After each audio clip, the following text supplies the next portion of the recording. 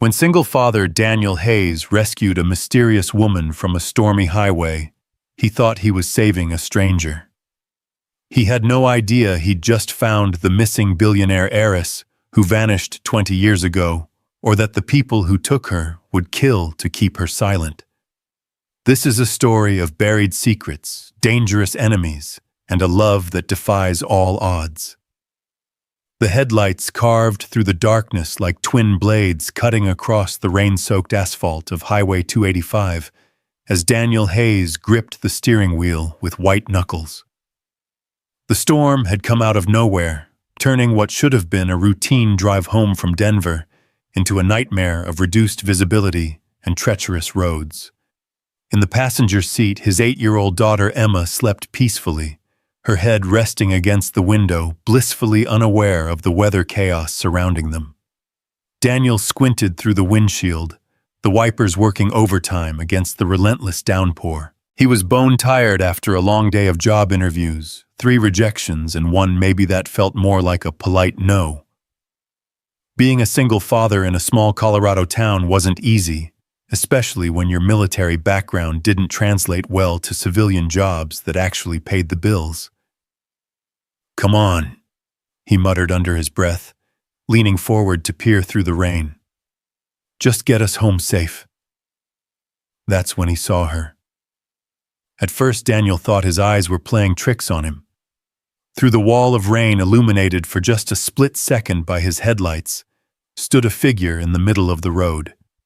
A woman perfectly still, as if she were waiting for something or someone. Jesus Christ! Daniel slammed on the brakes, the truck sliding sideways on the wet pavement. The ABS kicked in the pedal, vibrating under his foot as he fought to maintain control. The truck came to a stop just feet from the figure, steam rising from the overheated brakes. Emma stirred in her seat. "Daddy, what happened?" "Stay here, sweetheart," Daniel said, his voice steady despite his racing heart. "Don't get out of the truck, okay?" He grabbed his jacket from the back seat and pushed open the door, immediately getting soaked by the driving rain. The figure hadn't moved. As Daniel approached, his headlights revealed more details that made his stomach clench with worry.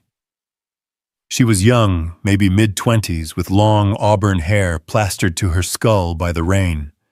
Her clothes, a simple white dress that might have been elegant once, were torn and muddy. But what struck Daniel most was her complete stillness. She wasn't seeking shelter, wasn't trying to flag him down for help.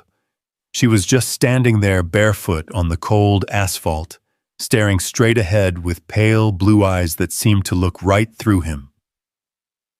"Ma'am," Daniel called out, having to raise his voice over the storm. "Ma'am, are you okay?" She turned her head slowly, as if movement required tremendous effort. When their eyes met, Daniel felt a chill that had nothing to do with the rain. There was something haunting in her gaze, not just confusion, but a deep, hollow emptiness that spoke of trauma he couldn't begin to imagine. She began, her voice barely audible over the wind. Where am I?" Daniel stepped closer, noting the way she swayed slightly on her feet. "You're on Highway 285, about 20 miles south of Fairplay. What's your name? How did you get here?" She blinked slowly, rainwater streaming down her face like tears. I can't remember." "You can't remember your name?" "I can't remember anything." The words came out as barely more than a whisper. There was music, piano music, and then nothing. Daniel's military training kicked in. This woman was in shock, possibly hypothermic, and definitely in need of immediate medical attention. But the nearest hospital was 40 minutes away in good weather. In this storm, it would take over an hour. She needed warmth and shelter, and she needed it now. "Listen to me," he said, gently taking her arm. "My name is Daniel Hayes. You're safe now, okay? I'm going to take you somewhere warm." She looked down at his hand on her arm, then back up at his face. For a moment something flickered in her eyes. Gratitude, maybe, or relief. "Daniel," she repeated softly, as if testing how the name felt. "That's right. What's your name?" She closed her eyes, concentrating. Clara. I think my name is Clara." "Okay, Clara. Let's get you out of this rain." Daniel guided her to the passenger side of his truck, helping her climb into the back seat, while Emma watched with wide, curious eyes from the front. "Daddy, why is the lady all wet?" Emma asked as Daniel climbed back behind the wheel, cranking up the heat. "She got caught in the storm, honey," Daniel said, meeting Clara's eyes in the rearview mirror. "We're going to help her, okay?" Emma nodded solemnly, then turned in her seat to face Clara. "Hi, I'm Emma. Are you hurt?" Clara's lips curved into the faintest hint of a smile, the first expression Daniel had seen cross her face. "Hello, Emma. No, I don't think I'm hurt. Just lost." As Daniel pulled back onto the highway, he couldn't shake the feeling that he'd just made a decision that would change everything. There was something about Clara that didn't add up. The quality of her voice, despite her obvious distress, spoke of education and refinement. Her hands, though dirty now, showed no signs of manual labor. Even her posture, slumped as she was against the seat, suggested someone accustomed to carrying herself with dignity. But it was more than that. There was something familiar about her, though Daniel was certain they'd never met. Maybe it was the way she held her head, or the particular shade of her eyes, but something about Clara nagged at the edges of his memory. "Where do you live?" he asked, glancing at her in the mirror. Clara pressed her fingers to her temples, her face scrunching in concentration. I don't know. I remember a house, but I can't see it clearly. There were stairs, marble stairs, and a chandelier." She paused, looking confused. "But that doesn't seem right. It feels like someone else's memory."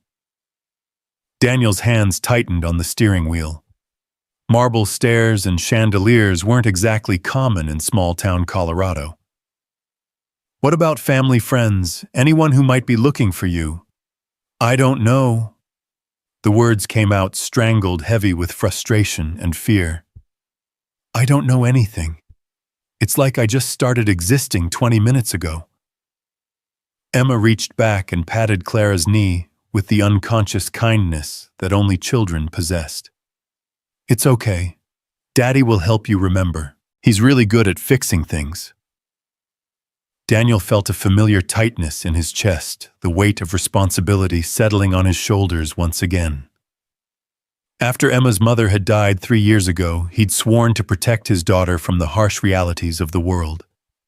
Taking in a stranger with no memory, no identification, and no apparent means of support was exactly the kind of risk he should avoid.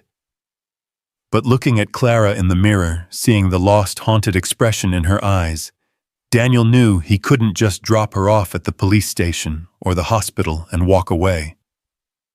There was something vulnerable about her that called to his protective instincts, the same instincts that had made him a good soldier, and he hoped a good father. "We'll figure it out," he said, making the decision even as the words left his mouth. "You can stay with us tonight, get warmed up and rested. Maybe things will come back to you in the morning." Clara's eyes filled with tears, the first real emotion he'd seen from her. "You don't even know me. Why would you help me?" Daniel thought about that for a moment, as he turned onto the dirt road that led to his small ranch house. Why was he helping her? It certainly wasn't the practical thing to do.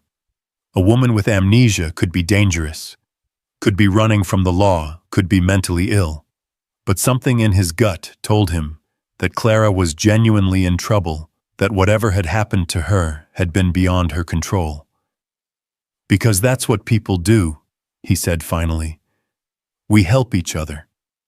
The house came into view through the rain, a modest two-story structure that Daniel had been slowly renovating since buying it with his military savings. It wasn't much, but it was home, and right now it represented safety and warmth for a woman who clearly needed both. Daniel parked in the driveway and killed the engine. "Emma, can you run inside and get some dry clothes? Maybe one of your bigger t-shirts and some sweatpants." "On it, Daddy." Emma bounded out of the truck and up the front steps, her excitement at having a mysterious house guest overriding any concerns about the late hour. Daniel opened Clara's door and helped her out of the truck. She moved slowly, as if her body didn't quite belong to her, and he noticed her hands were shaking, whether from cold or shock he couldn't tell. "Careful on the steps," he said, keeping a steadying hand on her elbow. "They get slippery when it's wet."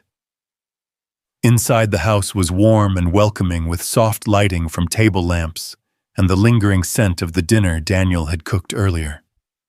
Clara stood in the entryway dripping onto the hardwood floor and looked around with an expression of wonder. "It's beautiful," she said softly. "It feels safe." Daniel followed her gaze, seeing his home through her eyes. The living room, with its comfortable but well-worn furniture, the stone fireplace where Emma's drawings were displayed on the mantel, the kitchen visible through an archway where morning sunlight would stream through gingham curtains. It wasn't fancy, but it was filled with love and the particular warmth that came from being truly lived in. "It's not much," Daniel said, suddenly self-conscious about the stack of bills on the kitchen counter and the toy horses Emma had left scattered across the coffee table. "No," Clara said, shaking her head. "It's perfect. It's real." Emma came thundering down the stairs with an armload of clothes. "Here, these should fit. And I brought some fuzzy socks because your feet looked cold." Clara accepted the clothes with trembling hands, looking at Emma as if she were some kind of miracle. "Thank you. You're very kind." "Daddy says kindness is the most important thing," Emma said matter-of-factly. "Well, after safety. Safety first, then kindness." Daniel felt his throat tighten. His daughter's innocent generosity, her complete acceptance of this stranger in their home reminded him why he'd fought so hard to give her a stable, loving environment after her mother's death. "The bathroom is just down the hall," he told Clara. "Take your time getting cleaned up. I'll make some hot tea." As Clara disappeared into the bathroom, Daniel busied himself in the kitchen putting the kettle on and trying to process what had just happened. In the space of 20 minutes, he'd gone from driving home in a storm to harboring a mysterious woman with no memory. The rational part of his mind was screaming warnings. What if she was dangerous? What if someone was looking for her? What if he'd just put Emma at risk? But the larger part of him, the part that had been shaped by loss and hardship, and the fundamental belief that people were basically good, told him he'd done the right thing. "Daddy!" Emma appeared at his side, having changed into her pajamas. "Is Clara going to be okay?" Daniel crouched down to Emma's level, looking into eyes that were so much like her mother's. It sometimes took his breath away. "I don't know, sweetheart. She's been through something scary and she can't remember what it was. But we're going to take care of her, okay? Like when we found that hurt bird in the yard." Daniel smiled. "Something like that. We helped the bird get better, and then it was able to fly away. Maybe we can help Clara remember where she belongs." Emma nodded solemnly. "I hope she doesn't fly away too fast. I like her." The bathroom door opened and Clara emerged wearing Emma's oversized Colorado State t-shirt and a pair of Daniel's old sweatpants that Emma must have grabbed by mistake. The clothes hung loose on her slight frame, but the color had returned to her cheeks, and her hair, now dried and brushed, fell in soft waves around her shoulders.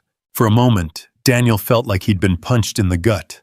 Clean and dry, Clara was strikingly beautiful, not in the obvious way that turned heads on the street, but with a kind of refined elegance that seemed completely at odds with her circumstances.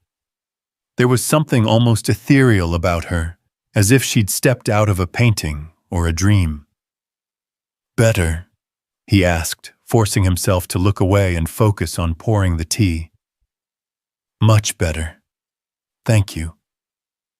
Clara sat carefully at the kitchen table, moving with the kind of unconscious grace that spoke of years of training or practice. "I don't know how I can ever repay you for your kindness." "You don't need to repay anything," Daniel said, setting a steaming mug in front of her. "Just focus on getting better." Clara wrapped her hands around the mug, inhaling the steam.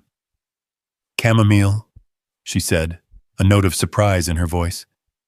I think I like chamomile tea." "That's good," Emma said, climbing into the chair next to Clara. "That's a memory." Clara smiled, a real smile this time, not just the ghost of one. "You're right. It is a memory."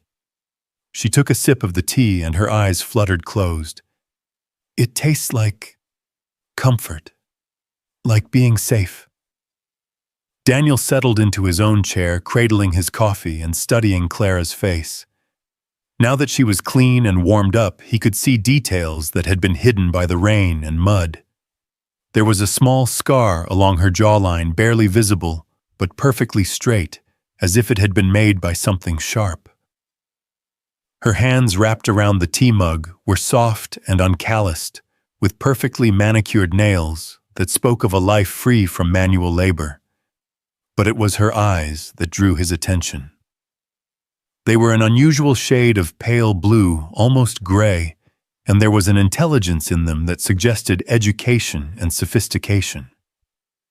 Even confused and frightened as she was, Clara carried herself like someone accustomed to respect, to being listened to and taken seriously.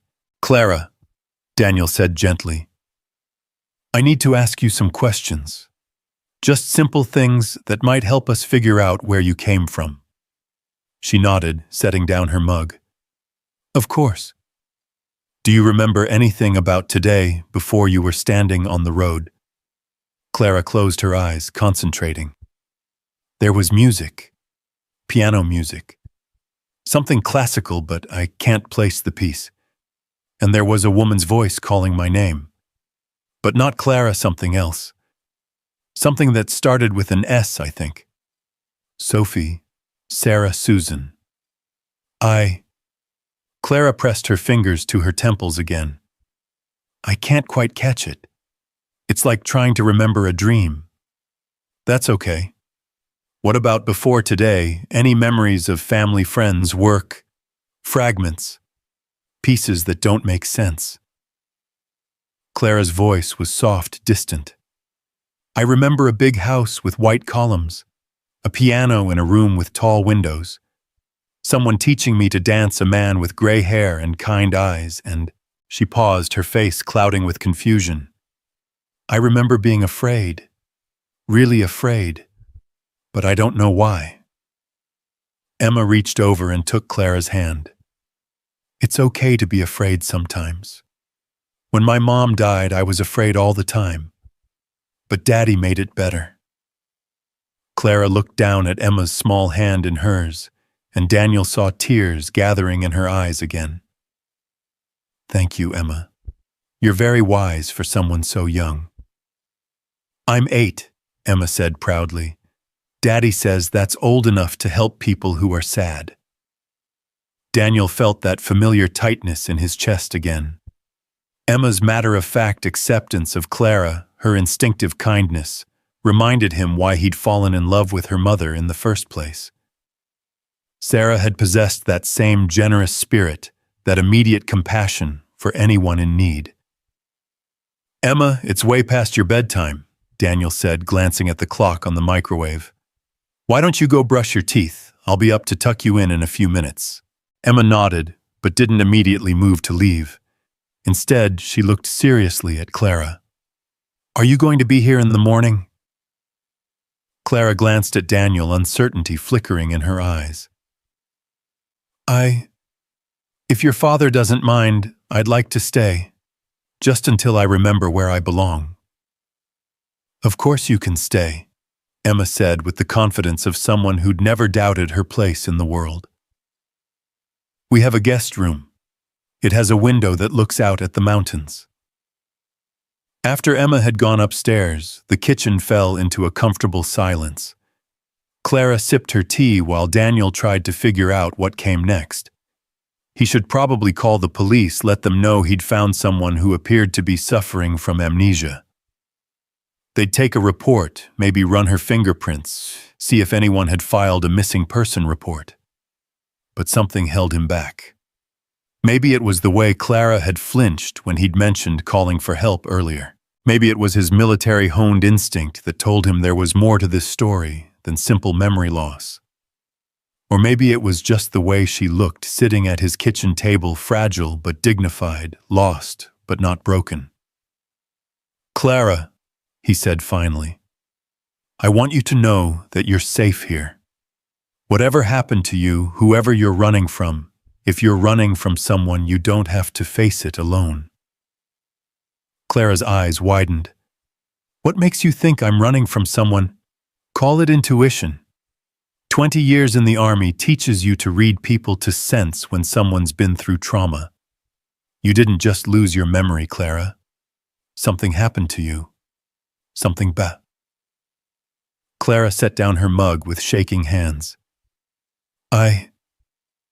There are flashes. Images that don't make sense. A woman with dark hair and cold eyes. A needle. The taste of something bitter.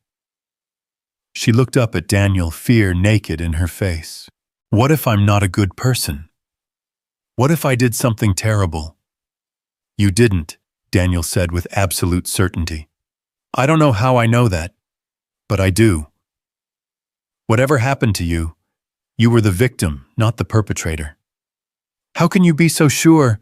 Daniel studied her face, the way she held herself, the gentleness with which she'd interacted with Emma, the genuine gratitude in her voice when she thanked him for the smallest kindnesses. Because Emma likes you, and that kid has never been wrong about people. She has a gift for seeing straight to someone's heart.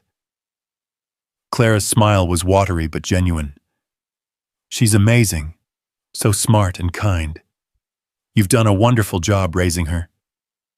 I've done my best. Being a single parent isn't easy, but Emma makes it worth every sacrifice. What happened to her mother, if you don't mind me asking? Daniel was quiet for a moment, staring into his coffee. He didn't usually talk about Sarah with strangers, but something about Clara invited confidence. Maybe it was her complete lack of judgment, or the way she listened with her whole attention, but he found himself wanting to share. Cancer, he said finally. Aggressive, fast-moving. By the time they caught it, there wasn't much they could do. Sarah fought for 2 years, but he shrugged, the gesture encompassing all the pain and loss that words couldn't capture. I'm so sorry, Clara said softly. That must have been devastating for both of you. Emma was only 5 when Sarah died. I was deployed when she got sick, and by the time I got home, Daniel stopped shaking his head. I left the army after that. Emma needed me more than my country did. Clara reached across the table and covered his hand with hers. Her touch was warm, comforting, and Daniel felt something ease in his chest that had been tight for years. She's lucky to have you, Clara said. Not every child who loses a parent has someone willing to give up everything for them. I didn't give up everything. I just changed priorities. They sat in comfortable silence for a while, the only sounds the ticking of the kitchen clock and the settling of the old house around them. Outside, the storm was beginning to pass, the rain softening to a gentle patter against the windows. Daniel, Clara said eventually, what if my memory doesn't come back? What if I never remember who I am or where I came from? Then you'll figure out who you want to be going forward, Daniel said. Memory isn't just about the past, Clara. It's about the choices you make every day, the person you decide to become. And from what I've seen tonight, you're already someone worth knowing. Clara's eyes filled with tears again, but this time they seemed to be tears of relief rather than fear. I don't know what I did to deserve this kindness. You don't have to deserve kindness, Clara. That's what makes it kindness. Upstairs, Emma called out, "Daddy, I'm ready for bed." Daniel stood gathering the empty mugs. I should go tuck her in. Will you be okay down here for a few minutes? Of course. I think I'll just sit here and try to remember more about that piano music. Daniel paused at the kitchen doorway. Clara, whatever comes back to you, whatever you remember, we'll deal with it together, okay? You're not alone anymore. As Daniel climbed the stairs to Emma's room, he couldn't shake the feeling that his life had just taken a dramatic turn. In his gut, he knew that Clara was running from something dangerous, something that could potentially threaten the peaceful life he'd built for himself and Emma.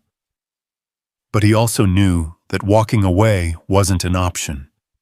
There was something about Clara that called to his protective instincts, something that made him want to stand between her and whatever shadows she was fleeing. In Emma's room, his daughter was already under the covers, her stuffed horse clutched against her chest. Is Clara going to sleep in the guest room? Emma asked, as Daniel sat on the edge of her bed. Yes, sweetheart. Just for tonight, until we figure out where she belongs. Emma was quiet for a moment, then looked up at Daniel with serious eyes. Daddy, I think Clara belongs with us. Daniel felt his breath catch. What makes you say that? She looks at you the way Mommy used to, and she looks at me like I'm special. People who look at us like that belong with us. Daniel smoothed Emma's hair back from her forehead, marveling at his daughter's wisdom. We'll see, baby girl. We'll see. As he kissed Emma goodnight and turned off her light, Daniel wondered if his daughter might be right. Maybe Clara did belong with them. Maybe fate had put her in their path for a reason. But as he made his way back downstairs, Daniel couldn't ignore the nagging worry that Clara's past would catch up with her, and when it did, it might destroy the fragile peace they'd all found together. In the kitchen, Clara was exactly where he'd left her, staring out the window at the storm clouds beginning to clear. When she heard his footsteps, she turned to him with an expression that was equal parts gratitude and uncertainty. Thank you, she said simply, for everything. I know taking in a stranger isn't easy, especially when you have a daughter to protect. Emma seems to think you belong here, Daniel said, settling back into his chair. Clara's smile was soft and wondering. She's an extraordinary child. You both are extraordinary people. I just hope... She trailed off, shaking her head. Hope what? I hope that when I remember who I am, I'm someone worthy of this kindness. I hope I'm someone who deserves a second chance. Daniel looked at her sitting in his kitchen, wearing his old clothes, her hair still damp from the rain, and felt something shift in his chest. It wasn't just protectiveness anymore, though that was certainly part of it. It was something deeper, something that scared him with its intensity. We all deserve second chances, Clara, he said quietly. The question isn't whether you deserve one. The question is whether you're brave enough to take it. Outside, the last of the storm clouds drifted away, revealing a sky full of stars. And in the warm glow of the kitchen, two damaged souls began the slow process of healing together. The morning sun filtered through the guest room curtains, painting golden rectangles across the hardwood floor, where Clara had spent a restless night. She'd dozed fitfully, her dreams filled with fragments that felt more like memories, the sound of heels clicking on marble, a man's voice calling her name, and always that haunting piano melody that seemed to dance just beyond her consciousness. She found Daniel in the kitchen already dressed for the day, in worn jeans and a flannel shirt, pouring coffee with the practiced efficiency of a man accustomed to early mornings. Emma sat at the table carefully braiding the mane of a toy horse while humming softly to herself. "Good morning," Clara said softly, not wanting to startle them. Daniel turned, and the smile that crossed his face made something warm unfurl in Clara's chest. "Morning. How did you sleep?" "Better than I expected, considering." Clara accepted the mug of coffee he offered, inhaling the rich aroma. "This smells wonderful." "Daddy makes the best coffee in Colorado," Emma announced without looking up from her horse. "That's what Mrs. Whitmore says, and she's lived here for like 100 years. Daniel chuckled. "Mrs. Whitmore is our neighbor. She's actually only 73, but don't tell her I told you that. She likes people to think she's ancient and wise." Clara settled into a chair, wrapping her hands around the warm mug. The simple domestic scene felt both foreign and achingly familiar, as if she'd dreamed of mornings like this, but never experienced them. "Does she know about me?" "I called her early this morning," Daniel said, his expression growing serious. "Not with details, just to let her know we have a house guest who might need some help.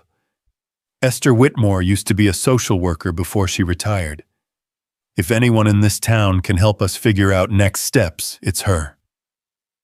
As if summoned by their conversation, a sharp knock echoed from the front door. Emma jumped up, her horse forgotten. "That's Mrs. Whitmore. She always knocks like she's trying to wake the dead."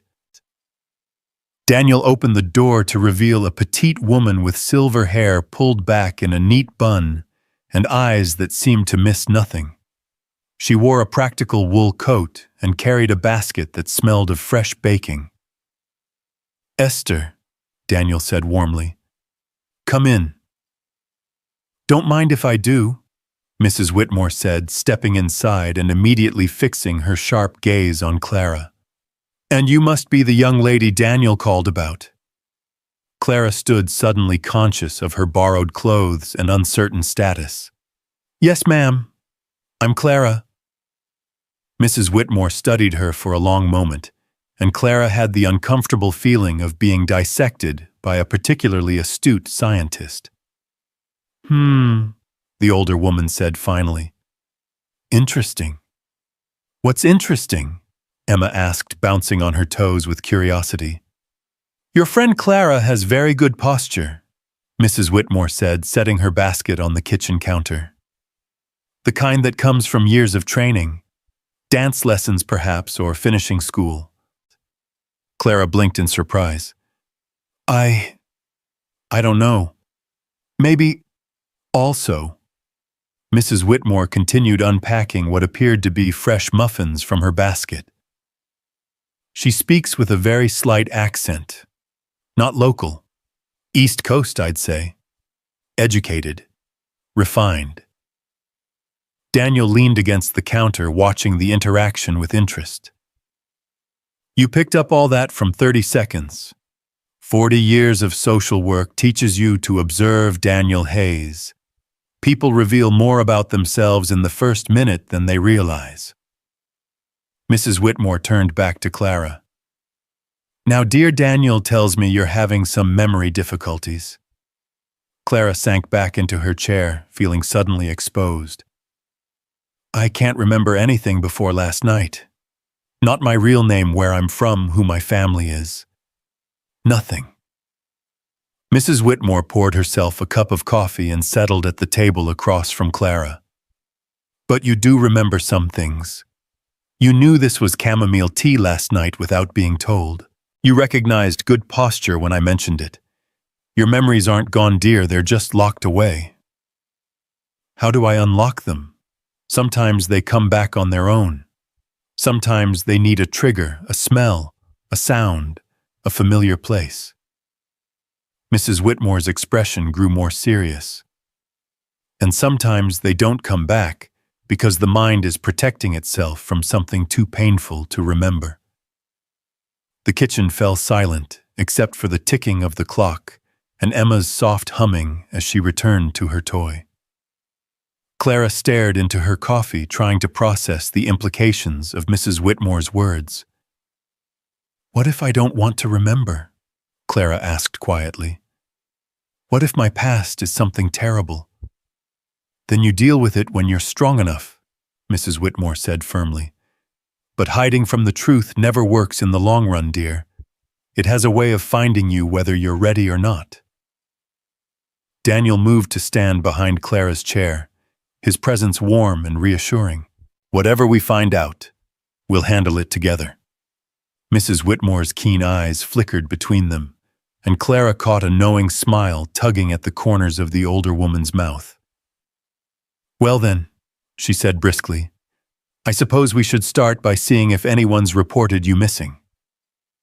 For the next hour, they made calls to the local police, the State Patrol missing persons databases. Daniel sat beside Clara at his computer, patiently walking through websites and forms, while Mrs. Whitmore kept Emma entertained with stories and games. "Nothing," Daniel said, finally leaning back in his chair. "No missing person reports that match your description. No one's looking for you, at least not officially." Clara felt a strange mix of relief and disappointment. Part of her had hoped for answers for someone desperately searching for her, but another part was afraid of what those answers might bring. "That doesn't necessarily mean anything," Mrs. Whitmore said, looking up from the puzzle she was working on with Emma. "Rich people don't always go to the police when family members disappear. They hire private investigators, use their own resources." "Rich people?" Clara asked. "Your clothes, dear. What was left of them? Even muddy and torn, I could tell they were expensive. That dress you were wearing, I'd guess it cost more than most people make in a month."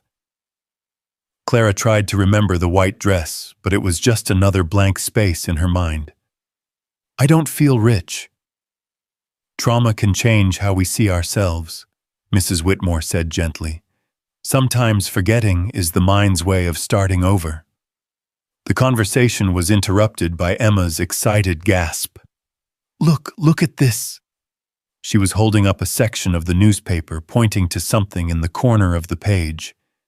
Daniel took it from her, his expression growing serious as he read. "What is it?" Clara asked, anxiety creeping into her voice. Daniel held up the paper so she could see. It was a small article from the society pages, accompanied by a grainy photo of a charity gala. The headline read, "Local Philanthropists Gather for Children's Hospital Fundraiser." "I don't understand," Clara said, studying the photo. "What am I supposed to be seeing?" "Look at the woman in the background," Mrs. Whitmore said, moving to peer over Clara's shoulder. "Third from the left, partially hidden behind the man in the tuxedo." Clara squinted at the image and her breath caught. Even partially obscured and grainy from the newspaper's poor reproduction, she could see enough of the woman's profile to recognize something familiar. The shape of her nose, the way she held her head. "That's you," Emma said with certainty. "That's totally you." Clara's hands began to shake as she stared at the photo. Maybe it's hard to tell." The caption says the photo was taken last month at the Denver Children's Hospital Gala, Daniel read. "But it doesn't identify anyone except the main speakers." Mrs. Whitmore was already reaching for her purse. "I have a friend who works at the hospital's development office. Let me make a call." While Mrs. Whitmore stepped outside to use her phone, Clara continued staring at the newspaper photo. Something about it felt significant, important, but she couldn't grasp why. "Does it look like you?" Daniel asked softly. "I think so, maybe. I keep feeling like I should know this place, this event, but it's like trying to remember a dream." Clara set the paper down with frustration. "What if I never remember? What if this is just how I am now?" Daniel's hand found hers across the table, his fingers warm and steady. Then we figure out who you want to be going forward. Clara Hayes has a nice ring to it. The comment was clearly meant to be light teasing, but something in Daniel's eyes suggested he wasn't entirely joking. Clara felt heat rise in her cheeks as she realized the implication of what he'd said. Daniel, Mrs. Whitmore's return cut off whatever Clara had been about to say. The older woman's expression was grim as she settled back at the table. Well, Daniel asked. My friend Margaret remembers the gala. She said there was indeed a young woman who matched Clara's description, but she wasn't on the guest list. Margaret assumed she was someone's +1 or perhaps working for one of the catering companies. So it might not be me after all, Clara said, feeling oddly deflated. Or, Mrs. Whitmore said carefully, you were there unofficially. Margaret did mention something else. There was some kind of disturbance that night. Nothing serious, but security had to escort someone out. A woman who seemed confused or possibly intoxicated. Clara's blood ran cold. When? What time? Late in the evening. Margaret said it was unusual, because the woman seemed well-dressed and articulate, but she kept insisting she didn't belong there, that someone had made a mistake. The kitchen fell silent as the implications sank in. Clara pressed her fingers to her temples, trying to force the memories to surface, but there was nothing but that maddening blankness. We need to go to Denver, Daniel said suddenly. To the hospital. Maybe seeing the place will trigger something. Daniel, you don't have to, Clara began. Yes, I do. His voice was firm, brooking no argument. We're going to figure this out, Clara. All of it. Mrs. Whitmore looked between them with that knowing expression again. I'll watch Emma. You two take as long as you need. An hour later, Clara found herself in Daniel's truck watching the Colorado landscape roll past as they headed toward Denver. She'd insisted on wearing her own clothes, now clean and mended, despite their condition, hoping the familiar fabric might spark some recognition. Nervous? Daniel asked, glancing over at her. Terrified, Clara admitted. What if we find out something I don't want to know? Then we deal with it. Together. That word together sent warmth through Clara's chest. In the 24 hours since Daniel had found her on that rain-soaked highway, he'd become her anchor, the steady presence that kept her from drowning in uncertainty. Daniel, she said quietly, what happens if I remember everything? If I remember that I have a husband, children, a whole life somewhere else? Daniel's hands tightened on the steering wheel, and for a moment Clara thought he wouldn't answer. When he did, his voice was carefully neutral. Then we help you get back to them. And if I don't want to go back? This time Daniel did look at her, his dark eyes intense. What are you saying? Clara turned to stare out the passenger window, watching the mountains rise in the distance. I'm saying that for the first time since I woke up in that storm, I feel like I'm exactly where I'm supposed to be. I know that sounds crazy considering I've known you for less than a day, but sitting at your kitchen table this morning, listening to Emma chatter about her horses, it felt like home. Clara, I know it's not fair to you or Emma. I know I could be anyone, could have done anything. But whatever my past holds, I can't imagine it being better than what I've found with you. Daniel pulled the truck into a rest stop and turned to face her fully. Look at me, he said softly. Clara met his eyes, seeing her own confused emotions reflected back at her. I feel it too, Daniel said. This thing between us, whatever it is, it scares the hell out of me because I swore I'd never let anyone else into Emma's life unless I was absolutely certain they'd stay. But with you, it's like you've always been part of our family. Then why do we have to go to Denver? Why can't we just not know? Daniel cupped her face in his hands, his thumbs brushing away tears she hadn't realized she was crying. Because secrets have a way of destroying the very thing you're trying to protect. If we're going to have a future together, Clara, it has to be built on truth, all of it. The Denver Children's Hospital was a sprawling complex of modern buildings connected by glass walkways. As they walked through the main entrance, Clara felt a strange sense of déjà vu, as if she'd been here before, but in a different context. The development office was located on the 3rd floor, and Margaret turned out to be a kind woman in her 50s, with graying hair and a warm smile. She examined the newspaper photo carefully, then looked at Clara with growing recognition. "Oh my goodness," Margaret said softly. "You're her. You're the woman from the gala." Clara's heart began to race. "You remember me?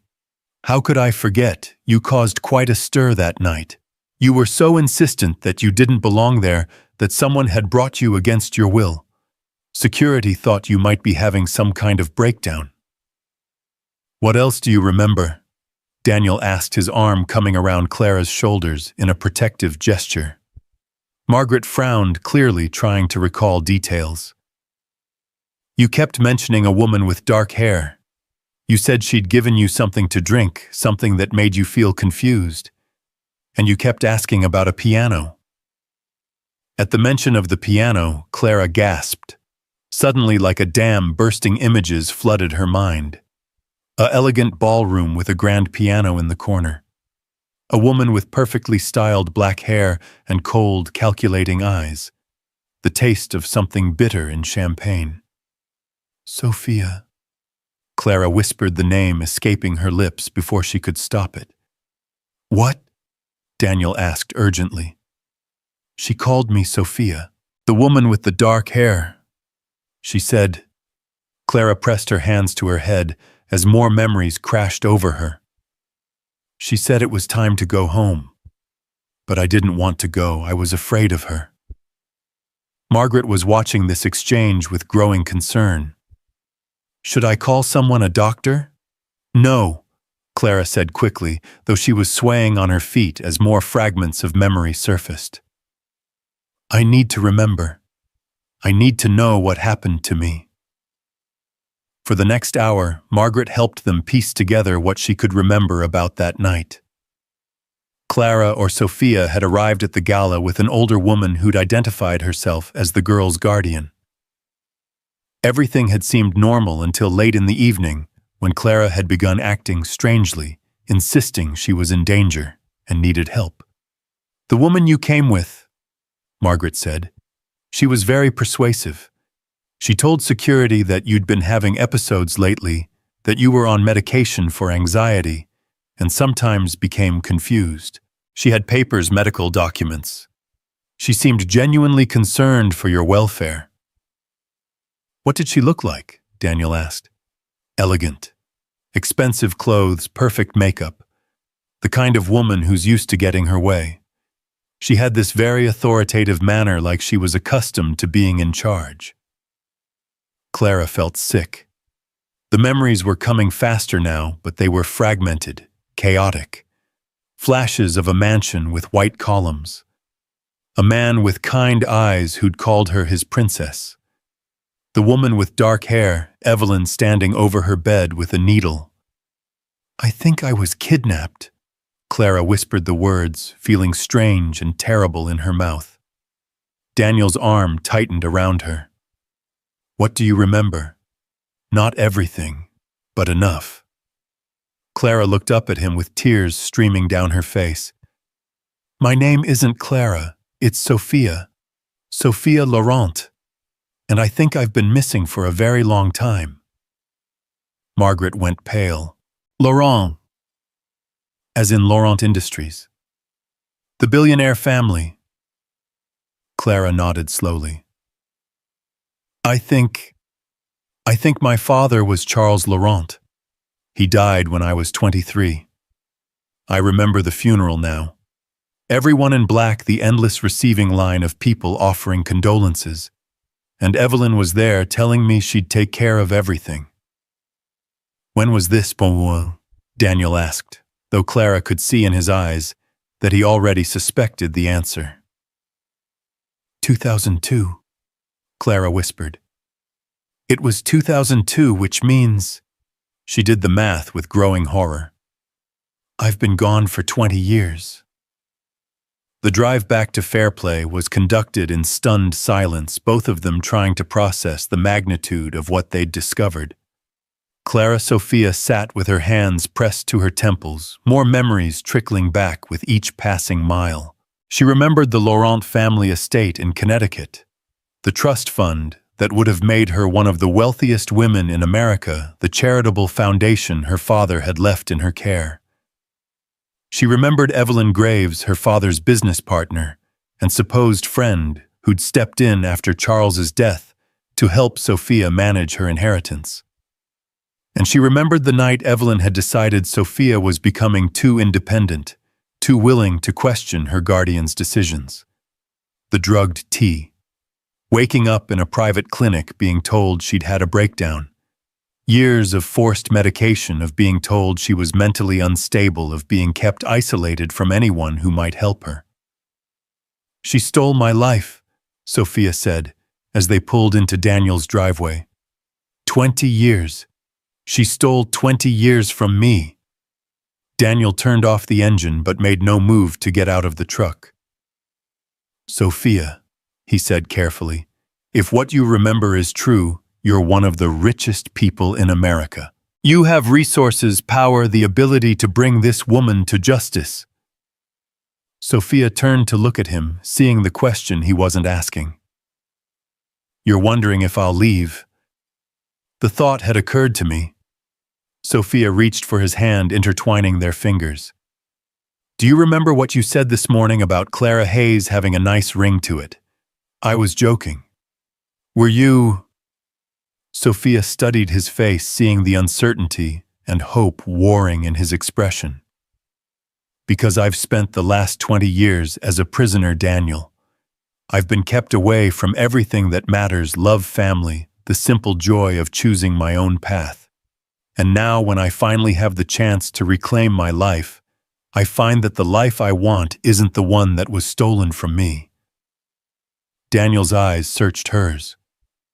What are you saying? I'm saying that Sophia Laurent died 20 years ago in that clinic. The woman sitting in this truck, the woman who fell in love with your smile and your daughter's laugh and the way you make coffee in the morning, she's someone new, someone who chose her own name and her own family. But your inheritance, your father's legacy, will still be there when I'm ready to deal with it. But first, I need to be strong enough to face Evelyn Graves. And I can't do that alone. Daniel brought their joined hands to his lips, pressing a soft kiss to her knuckles. You won't be alone.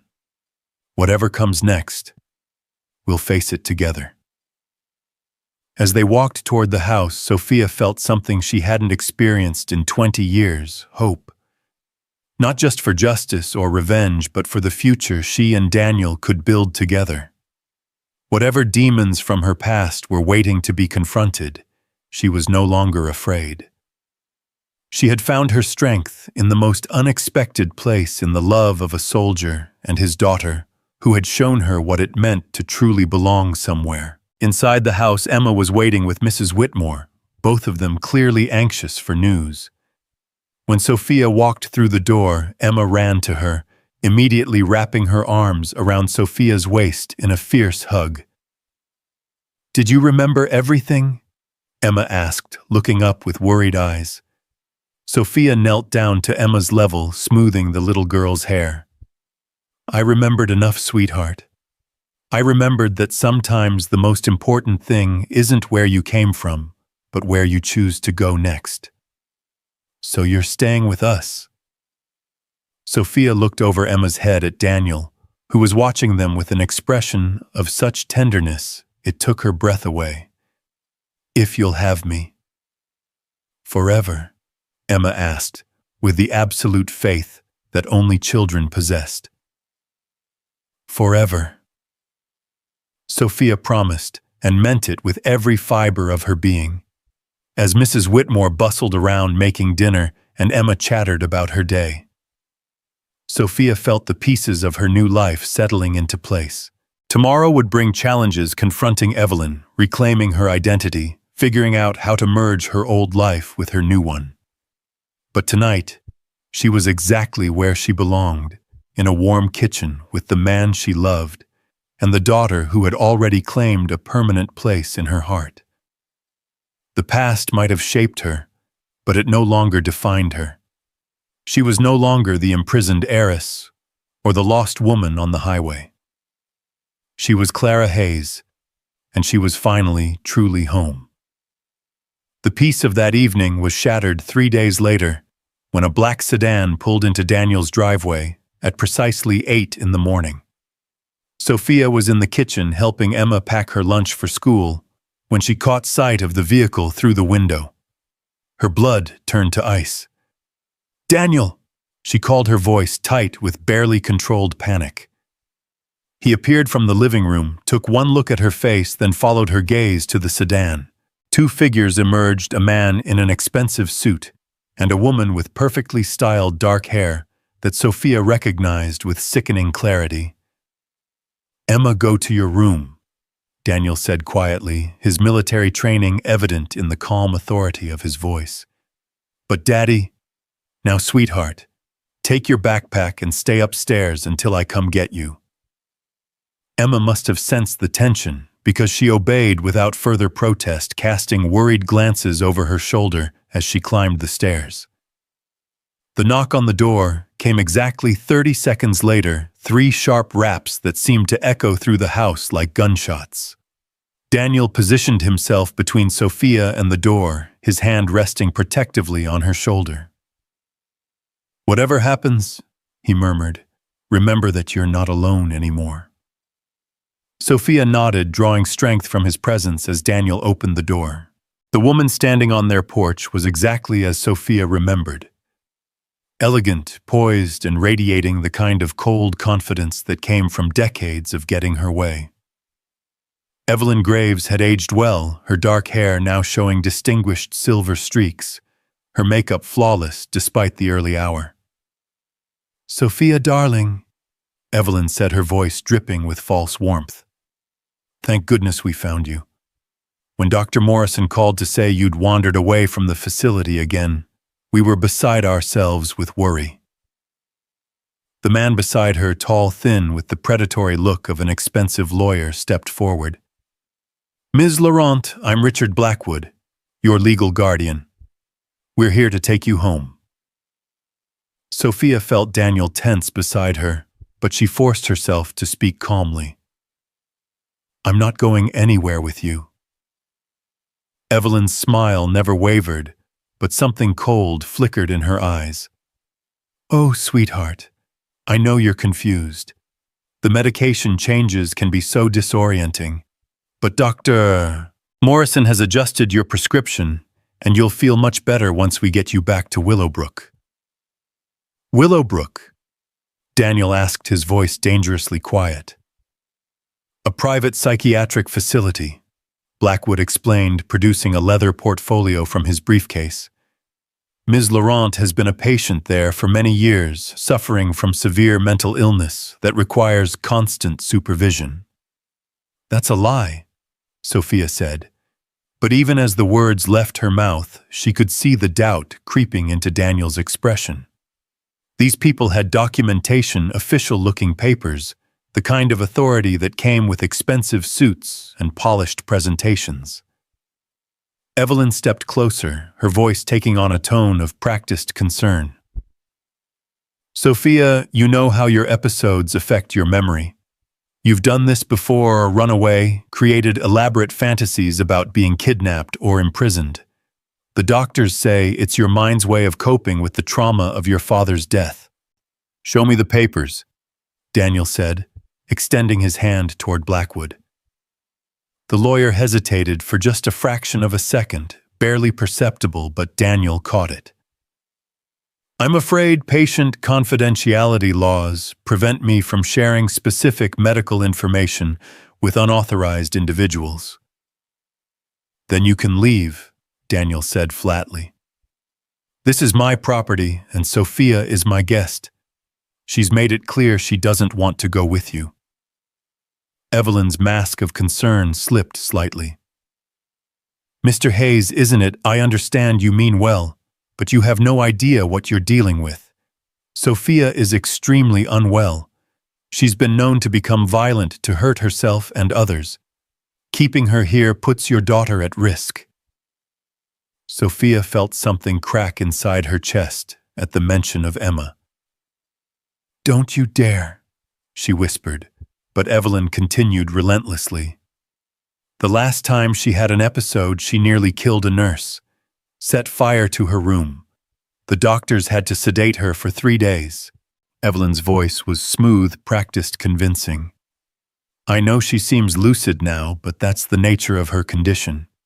She can appear perfectly normal for weeks, even months, and then… Stop!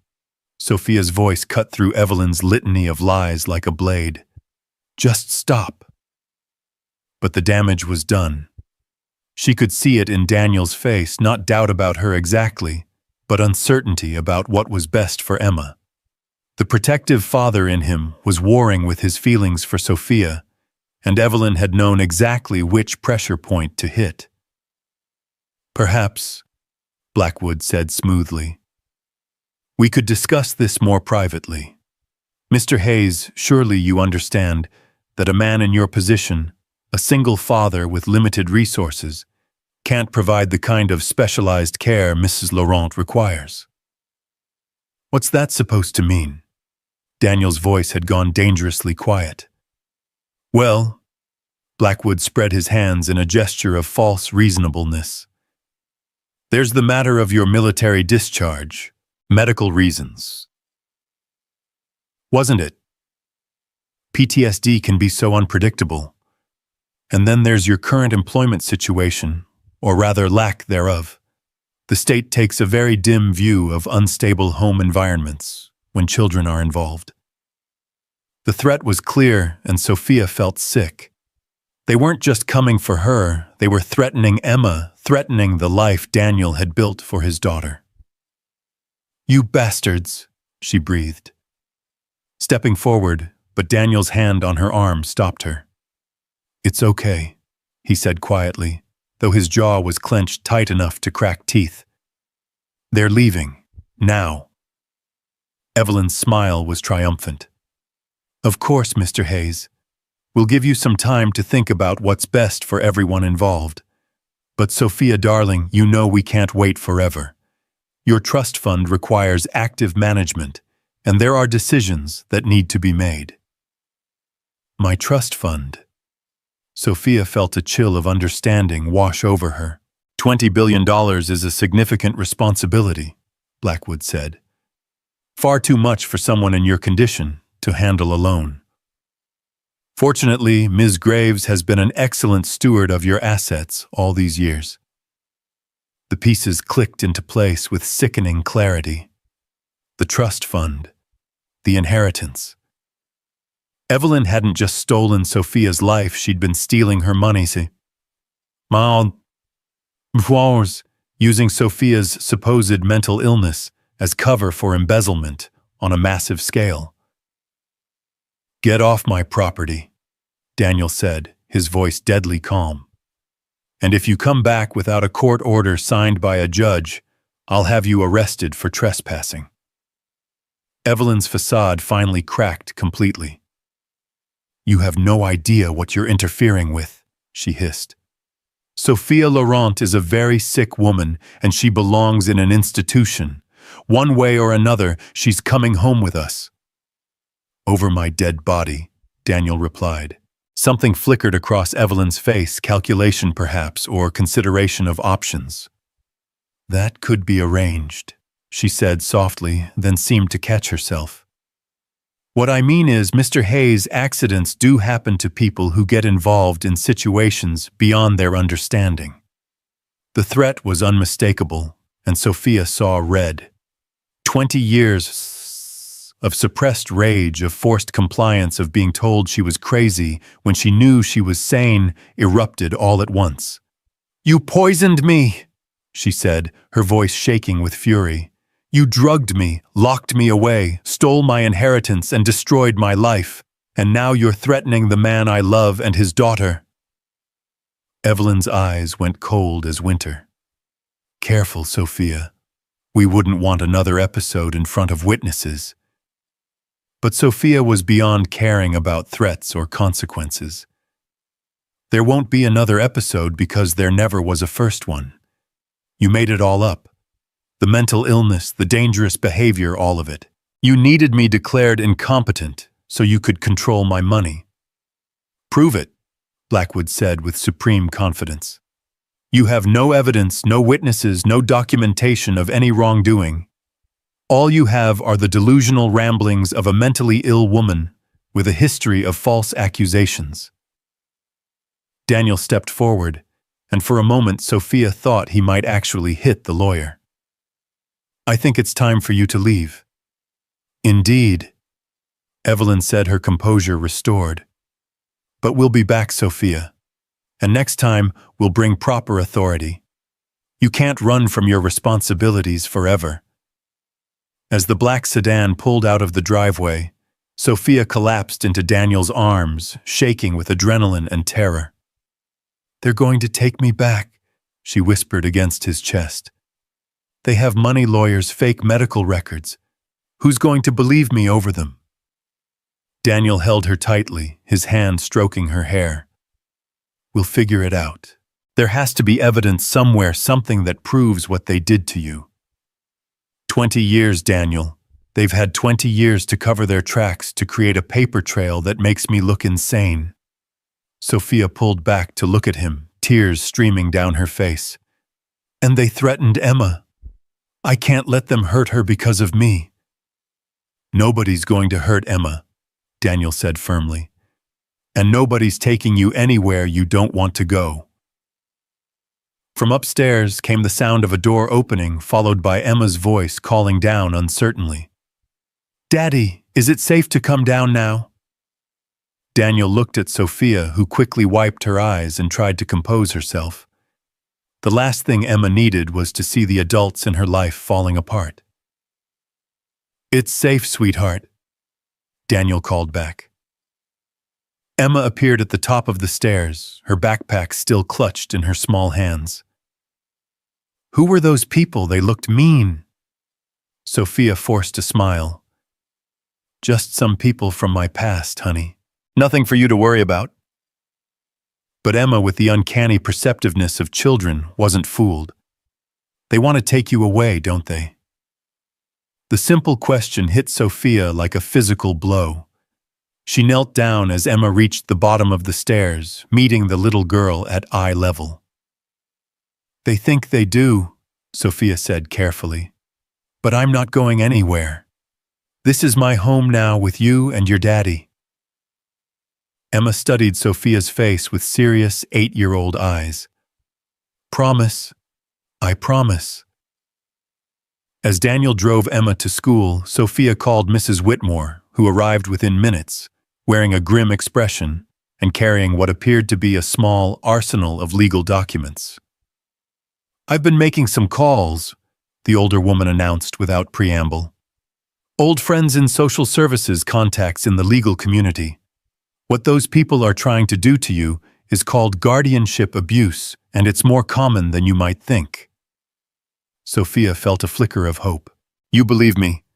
Honey, I've been watching people for 73 years. I know predators when I see them." Mrs. Whitmore spread her documents across Daniel's kitchen table. "Now the good news is that guardianship laws have changed significantly since 2002. It's much harder now to keep someone institutionalized against their will without proper medical evidence." "But they have medical evidence," Sophia said. "Fake records, but official-looking ones." Which brings us to the bad news. Overturning 20 years of legal guardianship is going to require more than just your word against theirs. We need proof of fraud evidence of abuse documentation that shows their claims about your mental state were fabricated. Sophia sank into a chair, feeling overwhelmed. Where do we even start? With this, Mrs. Whitmore said, producing a business card. James Crawford, investigative journalist for the Denver Post. He specializes in exposing corruption among the wealthy elite. I called him this morning, and he's very interested in your story. A reporter? Sophia felt a chill of apprehension. What if he doesn't believe me either? Then we find someone who will. But Crawford has a reputation for taking on cases that other people won't touch. If there's evidence to be found, he'll find it. When Daniel returned from dropping Emma at school, he found Sophia and Mrs. Whitmore deep in conversation with a lean, sharp-eyed man in his 40s who introduced himself as James Crawford. "Miss Laurent," Crawford said, rising to shake Daniel's hand, "I've been hearing some fascinating things about your situation." Daniel settled beside Sophia immediately, taking her hand in a gesture of support that didn't go unnoticed by the journalist. "I've done some preliminary research," Crawford continued, "and there are already some interesting inconsistencies in the public record. For instance, according to Connecticut state filings, you've been declared mentally incompetent and institutionalized since 2003. But there are also records showing you've been making charitable donations and business decisions as recently as last year." Sophia's heart leaped. "That's impossible. I've been locked up for 20 years. "Exactly. Which suggests that either you've been making these decisions from your supposed psychiatric facility, or someone's been forging your signature on legal documents." Crawford's smile was sharp as a blade. "Either scenario raises some very interesting questions about the legitimacy of your guardianship." "What kind of donations?" Daniel asked. Crawford consulted his notes. $50 million to various children's charities last year alone. All signed with your name, Ms. Laurent, all approved by your supposed guardian for your mental health treatment costs. Mental health treatment that costs $50 million a year. Mrs. Whitmore snorted. "That's ridiculous, even by medical industry standards." "It gets better," Crawford continued. "I also found records of a private jet registered to the Laurent Trust, making frequent trips between Connecticut and Switzerland. Specifically to Zurich, where there are several banks that specialize in, let's call them, discrete financial services." Sophia felt sick. "She's been moving my money offshore." "That's what it looks like. But here's the thing, all of these transactions required your signature as the trust beneficiary. Which means either you've been coherent enough to make complex financial decisions while supposedly suffering from severe mental illness, or someone's been committing fraud on a massive scale." Daniel leaned forward. "How do we prove it?" "We need to get you in front of a judge for a competency hearing," Crawford said. "If you can demonstrate that you're mentally sound and have been for years, it calls the entire guardianship into question."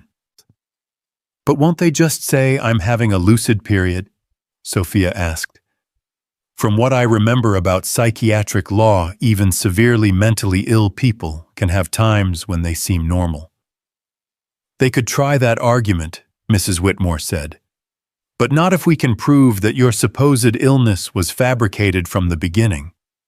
Crawford nodded. "I've already put in requests for your medical records from Willowbrook. If there are inconsistencies in your treatment history, or if the facility has been billing for services not actually provided, that's evidence of fraud." "How long will all this take?" Daniel asked, though Sophia could hear the underlying worry in his voice. "How long before Evelyn came back with a court order? How long before they had to watch Sophia be dragged away?" "That depends on what we find," Crawford said honestly.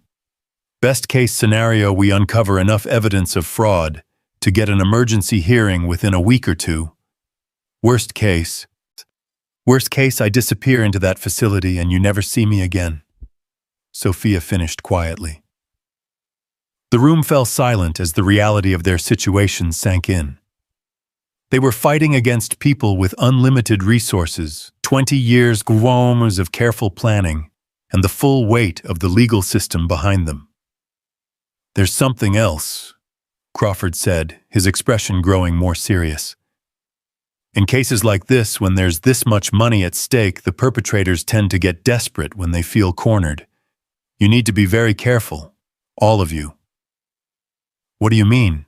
Daniel asked, though Sophia could see he already suspected. "I mean that Evelyn Graves has spent 20 years building a very lucrative arrangement around your supposed incapacity, Ms. Laurent. If that arrangement is threatened, she might resort to extreme measures to protect it." "You think she'd hurt us?"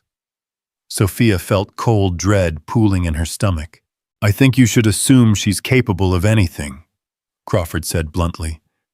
"People have killed for a lot less than $20 billion. After Crawford left, promising to call within 24 hours with whatever information he could gather, Sophia found herself standing at the kitchen window, staring out at the mountains and trying to process everything that had happened. "Second thoughts?" Daniel asked softly, coming up behind her. "About what?" "About staying. About fighting. It would be easier to disappear, start over somewhere else with a new identity." Sophia turned in his arms, seeing the fear he was trying so hard to hide. "And leave Emma wondering what happened to the woman who promised she'd stay forever, never see you again, let Evelyn win." "I just want you safe," Daniel said, cupping her face in his hands. "I want Emma safe. If something happened to either of you because of me, because of you." Sophia caught his hands, holding them against her cheeks. "Daniel, you saved my life. Not just from that storm, but from 20 years of believing I was crazy, believing I was worthless, believing I deserved what was happening to me. You never deserved any of that. I know that now. Because of you. Because of Emma. Because for the first time in 20 years, I remember what it feels like to be loved." Sophia pressed a soft kiss to his palm. "I'm not running, Daniel. I'm not hiding. I'm going to fight for this life we've built together, and I'm going to destroy everyone who tries to take it away from me." Daniel's smile was fierce and proud. "Then we fight together. Together." Sophia agreed and sealed the promise with a kiss that tasted of hope and determination and the fierce love that had already survived one storm and was strong enough to weather whatever came next. But even as they held each other in the warm sanctuary of their kitchen, neither of them noticed the telephoto lens trained on them from the wooded hillside behind the house, or the man with the camera, who was already uploading photos to a secure server where Evelyn Graves waited to receive them. The battle for Sophia's freedom was just beginning, and Evelyn had no intention of fighting fair. That afternoon, as Emma played in the yard under Mrs. Whitmore's watchful eye, Sophia and Daniel received a call that changed everything. Crawford's voice was tight with excitement and barely controlled rage. "You need to see this," he said without preamble. "I'm sending you a link to a video file. Watch it, then call me back immediately."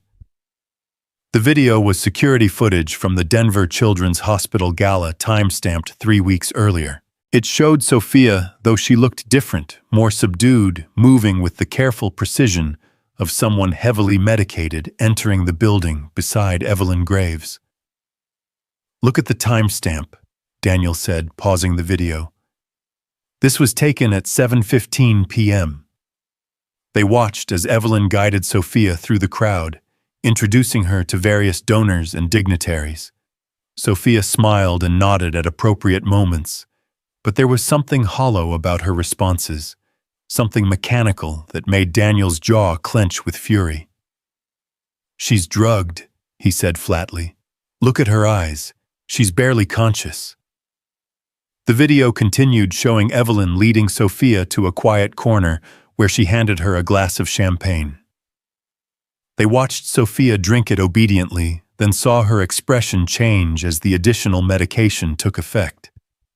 The confusion, the fear, the desperate way she looked around, as if seeing the room clearly for the first time. "This is when I started to break free," Sophia whispered, watching her past self stumble away from Evelyn, pushing through the crowd toward the exit.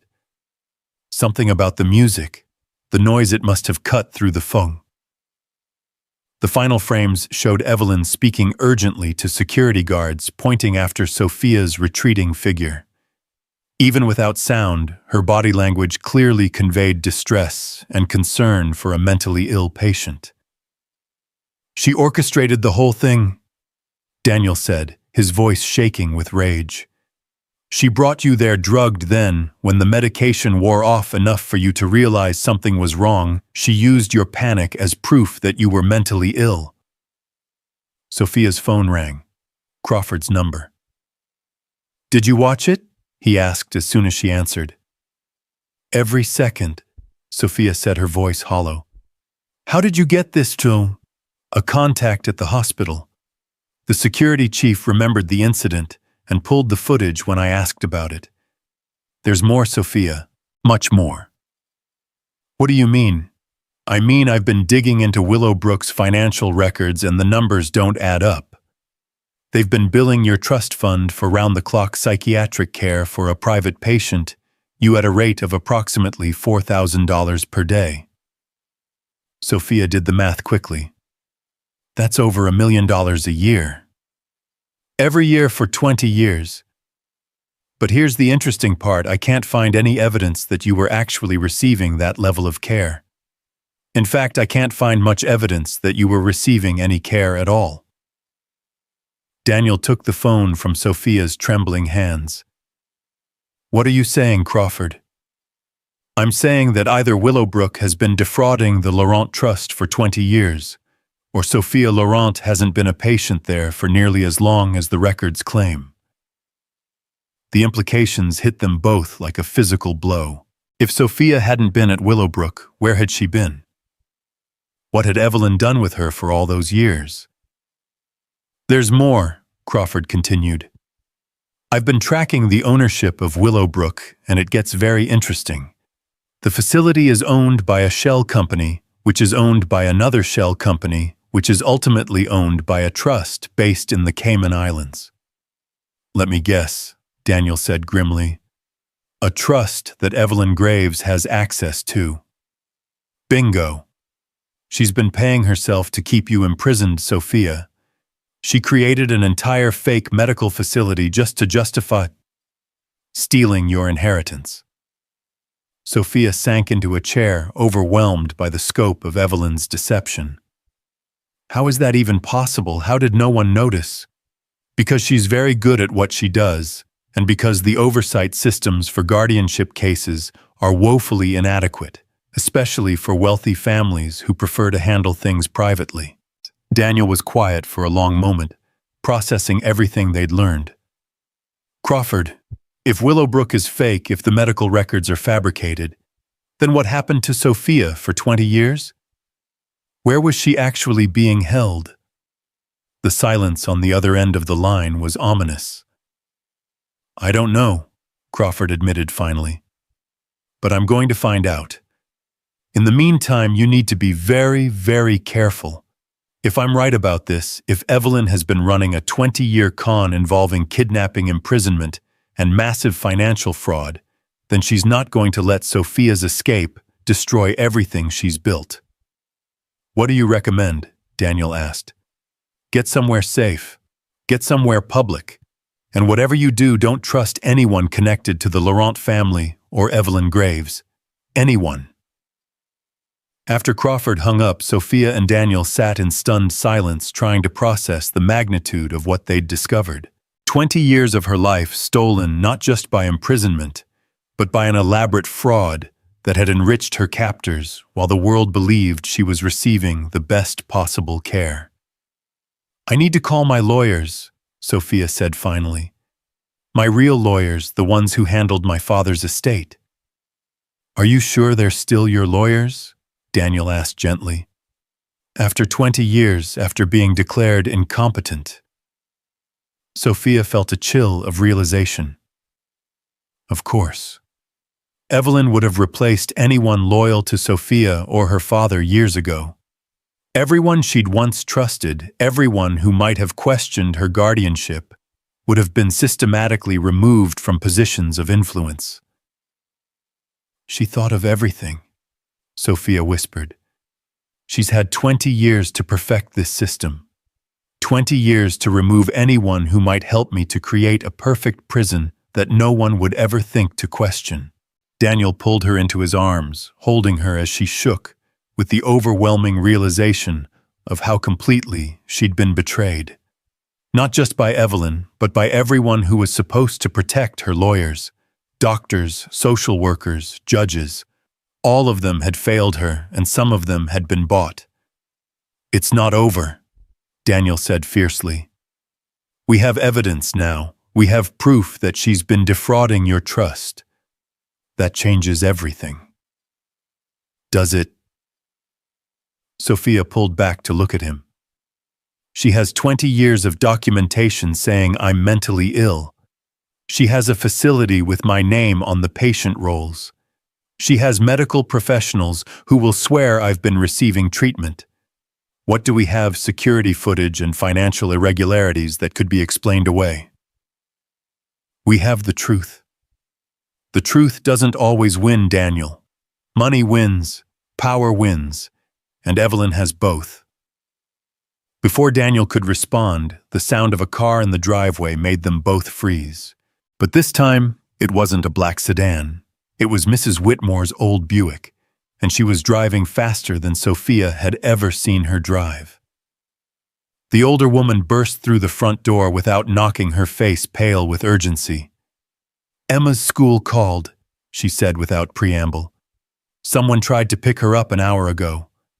A woman claiming to be her aunt with official-looking papers saying there was a family emergency." Daniel was on his feet instantly. "Where is she? Is she safe?" "She's safe. The school principal knew Emma doesn't have any aunts and called me when they couldn't reach you. But Daniel, whoever this woman was, she knew details about Emma's life. Her teacher's name, her best friend, what she had for lunch yesterday. This wasn't random." Sophia felt the blood drain from her face. "They're using Emma to get to me." "We need to get her," Daniel said, already reaching for his keys. "We need to get her and go somewhere safe." "Where?" Mrs. Whitmore asked. "Daniel, these people have resources you can't imagine. They've been planning this for 20 years. There's nowhere you can run that they can't find you." "Then what do you suggest?" Daniel's voice was tight with barely controlled panic. "We make it public," Sophia said suddenly. "Crawford said he needed evidence. Well, now we have it. Attempted kidnapping of a child, security footage showing me being drugged, financial records proving fraud. We take all of it to the media, to the FBI, to anyone who will listen." "That's a hell of a risk," Mrs. Whitmore said. "If you're wrong, if they manage to spin this as the delusions of a mentally ill woman, then I go back to prison and Emma grows up without a father, because they'll destroy Daniel too." Sophia met both their eyes steadily. "But if we do nothing, Emma's in danger anyway. At least this way, we're fighting back." Daniel was quiet for a long moment, and Sophia could see him weighing their impossible options. Finally, he nodded. "We fight," he said simply. "But first we get Emma." As they drove toward the school, Sophia's phone buzzed with a text message from an unknown number. The words on the screen made her blood run cold. "You have 24 hours to surrender yourself voluntarily, or the little girl pays the price for your selfishness. Some things are more important than your delusions of freedom." Daniel read the message over her shoulder, and his hands tightened on the steering wheel until his knuckles went white. "They just made a mistake," he said quietly, and something in his voice made Sophia look at him sharply. "They just threatened my daughter." The man beside her was no longer the gentle, patient Daniel she'd fallen in love with. This was the soldier who'd served 20 years in the army, who'd faced down enemies and protected the innocent. This was a man who would do absolutely anything to protect his child. "What are you thinking?" Sophia asked. "I'm thinking that Evelyn Graves has no idea who she's dealing with," Daniel said, his voice deadly calm. "She thinks she's playing with civilians, with people who will be intimidated by threats and official-looking documents. And she's wrong." Daniel's smile was sharp as a blade. "She's very, very wrong. She wants to play hardball fine. But she's about to learn that there are some lines you don't cross. And threatening my daughter just became the biggest mistake of her very long life." As they pulled into the school parking lot, Sophia felt something shift inside her. The frightened, confused woman who'd been found on that rainy highway was gone. In her place was someone harder, someone who'd been forged in the fires of 20 years of stolen life and was ready to fight for everything she'd found worth fighting for. The war for her freedom was about to begin in earnest, and this time she wasn't fighting alone. Emma was waiting at the principal's office, her small face pressed against the window as she watched for Daniel's truck. The moment she saw him, she bolted from her chair and ran straight into his arms, her whole body trembling with relief. "Daddy." "There was a scary lady who said she was my aunt, but I don't have any aunts, and she knew things about me that strangers shouldn't know, and Principal Martinez wouldn't let me go with her, and I was so scared." "Shh, baby girl," Daniel soothed, holding her tight. "You're safe now. You did exactly the right thing." Principal Martinez, a kind-faced woman in her 50s, approached with a folder of papers. "Mr. Hayes, I'm glad you're here." The woman who came for Emma had very convincing documentation, a court order claiming emergency custody due to an unstable home environment. But something felt wrong about the whole situation. Sophia felt sick. Even in their desperation, Evelyn's people had been thorough, professional, legitimate-looking. If Principal Martinez hadn't been cautious enough to call Mrs. Whitmore first. "Can you describe this woman?" Daniel asked, though they all suspected they knew who it had been. Mid-40s, expensively dressed, very authoritative manner. She seemed surprised when I insisted on verifying the paperwork before releasing Emma. Said something about people not understanding the urgency of protecting children from dangerous situations. Did she leave her name? Margaret Blackwood, according to her identification, said she was a social worker from the state office. Principal Martinez's expression grew troubled. "Mr. Hayes, I've worked with state social services for 15 years. I know most of the workers in this region, and I've never heard of anyone by that name." Emma pulled back from Daniel's embrace to look at Sophia, her young face serious beyond her years. "The lady asked lots of questions about you. About whether you lived with us, whether you seemed sick or angry, whether you'd ever hurt me. I told her you were the nicest person in the whole world, and that you helped me with my homework and made really good pancakes." Sophia knelt down to Emma's level, her heart breaking at the fear still visible in the little girl's eyes. "I'm so sorry you had to go through that, sweetheart. None of this is your fault. Are they going to try to take you away?" Emma's voice was small, vulnerable. "They might try," Sophia said honestly. "But we're not going to let them succeed." As they walked to the truck, Daniel's phone rang. Crawford's number. "I just heard about the attempted pickup at the school," the journalist said without preamble. "My contact at the sheriff's office called me. This changes everything, Sophia." "How?" "Because attempted kidnapping of a minor is a federal crime when it involves crossing state lines. And I have some very interesting information about the woman who tried to take Emma." Daniel put the call on speaker as they climbed into the truck. "What kind of information?" The kind that proves Evelyn Graves is even more desperate than we thought. The woman who went to the school, she's not a social worker.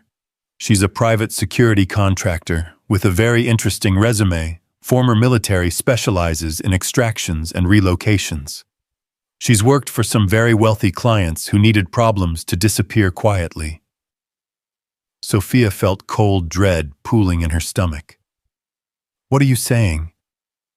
I'm saying that if they'd succeeded in taking Emma, you would have done anything to get her back, including voluntarily returning to Evelyn's custody. It was never about the child, it was about leverage over you. Emma looked confused, so Daniel quickly explained in age-appropriate terms that some bad people were trying to cause trouble, but that everyone was safe and they had a plan to stop it. Crawford, Daniel said once Emma was distracted with her tablet, what's our next move? We go public. Tonight.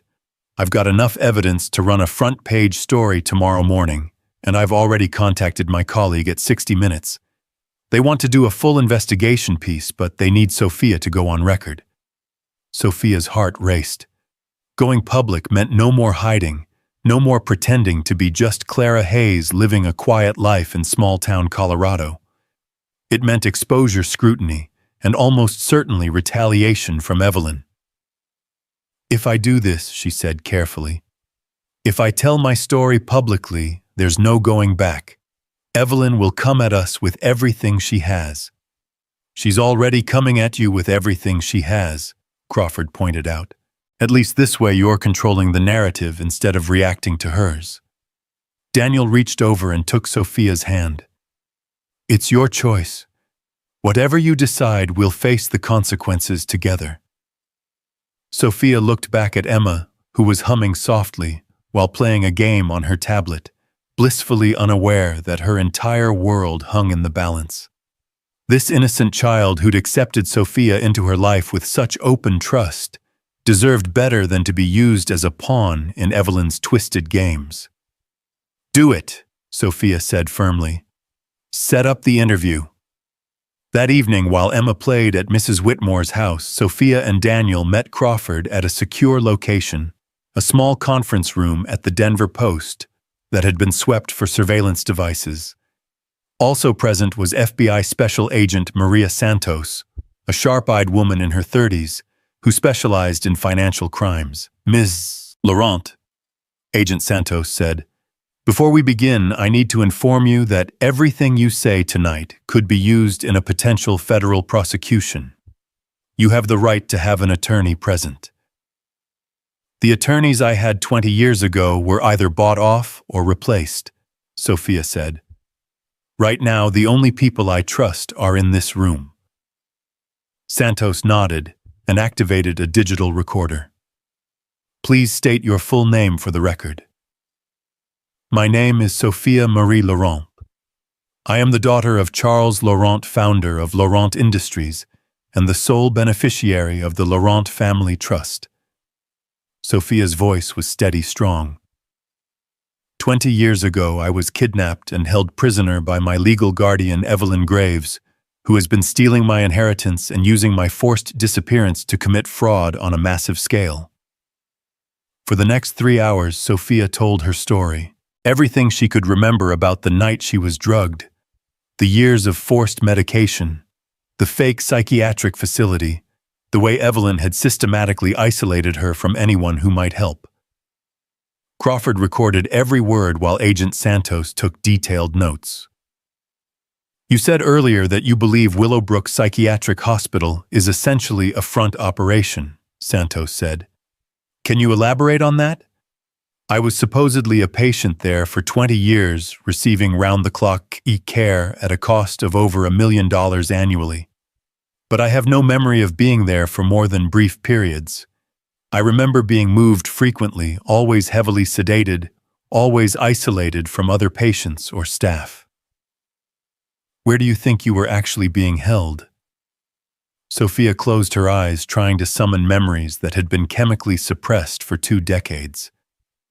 Private facilities, sometimes what felt like expensive homes or estates, Always remote, always with minimal staff who spoke very little English. I remember waking up in different places, different climates. Once I could hear ocean waves, another time mountain winds. Evelyn was moving you around. Daniel said, his jaw tight with anger. Keeping you drugged and displaced so you could never get oriented, never figure out where you were or how to escape. Agent Santos made another note. Mr. Crawford has provided us with financial records showing large payments from the Laurent Trust to various shell companies. If we can prove these companies were used to fund your illegal imprisonment rather than legitimate medical care, we have grounds for federal charges, including kidnapping, fraud, and racketeering. How long will that take? Daniel asked. Investigations like this can take months or even years, Santos admitted. But the attempted abduction of your daughter changes things. That gives us grounds for immediate action while we build the larger case. Crawford leaned forward. Agent Santos, what kind of protection can you offer them? Evelyn Graves has virtually unlimited resources and has already demonstrated she's willing to threaten children. We can provide temporary protective custody, but that would mean relocating the family until the immediate threat is neutralized. Sophia felt her heart sink. They'd just found their home, their place in the world, and now they might have to abandon it all over again. There might be another option, Santos continued. Miss Laurent, would you be willing to wear a wire if we could get Evelyn Graves to admit to any part of this conspiracy on tape? It would significantly strengthen our case. Absolutely not, Daniel said before Sophia could respond. It's too dangerous. It is dangerous, Santos agreed. But it might be the fastest way to end this. Right now, it's Sophia's word against 20 years of fabricated documentation. We need Evelyn to incriminate herself. Sophia was quiet for a long moment, thinking. The idea of facing Evelyn again, of voluntarily putting herself within reach of the woman who'd stolen her entire adult life, was terrifying. But the alternative was running forever, always looking over their shoulders, never knowing when Evelyn might strike again. What would I have to do? She asked. We'd arrange a meeting. You'd tell Evelyn you're willing to return voluntarily in exchange for guarantees about Daniel and Emma's safety. We'd wire you with audio and video recording devices, and agents would be standing by to intervene if things went wrong. When you say, if things went wrong, Daniel said, his voice deadly quiet. What exactly are we talking about? Santos met his eyes steadily. There's always a risk in operations like this. Evelyn Graves has already shown she's willing to commit serious crimes to maintain her control over Sophia's assets. If she feels cornered, if she thinks Sophia is trying to trap her, she might decide it's easier to eliminate the problem permanently, Crawford finished grimly. The room fell silent as they all contemplated the stakes involved. Outside Denver, traffic hummed past the newspaper building. Ordinary people going about their ordinary lives, unaware that in this small conference room, decisions were being made that could expose one of the largest guardianship fraud cases in American history. I'll do it, Sophia said finally. Sophia, no. Daniel's voice was raw with fear and desperation. We'll find another way. There is no other way, Daniel. You heard Agent Santos. A traditional investigation could take years. How long do you think Emma can live like this, always afraid, always looking over her shoulder? She deserves better. She deserves to have you alive, Daniel shot back. Sophia turned to face him, fully taking his hands in hers. And she deserves to grow up free from the shadow of Evelyn Graves. This woman has controlled my life for 20 years, Daniel. I won't let her control yours or Emma's for one day longer than necessary. Agent Santos cleared her throat. If we do this, it would have to be tomorrow. The longer we wait, the more time Evelyn has to plan her next move. And based on today's attempted abduction, her next move might be more direct. Crawford nodded. I can have the story ready to run as soon as you have Evelyn on tape. The combination of her recorded confession and Sophia's public testimony will make it impossible for her to maintain the fiction of guardianship. And if the wire fails, if something goes wrong with the recording, Daniel asked, then we hope that exposing the truth publicly is enough to protect you, Santos said honestly. Media attention has a way of making it very difficult for people to disappear quietly. Over the next hour, they worked out the details. Agent Santos would contact Evelyn through official FBI channels, claiming they were investigating the attempted abduction at Emma's school and needed to interview all parties involved.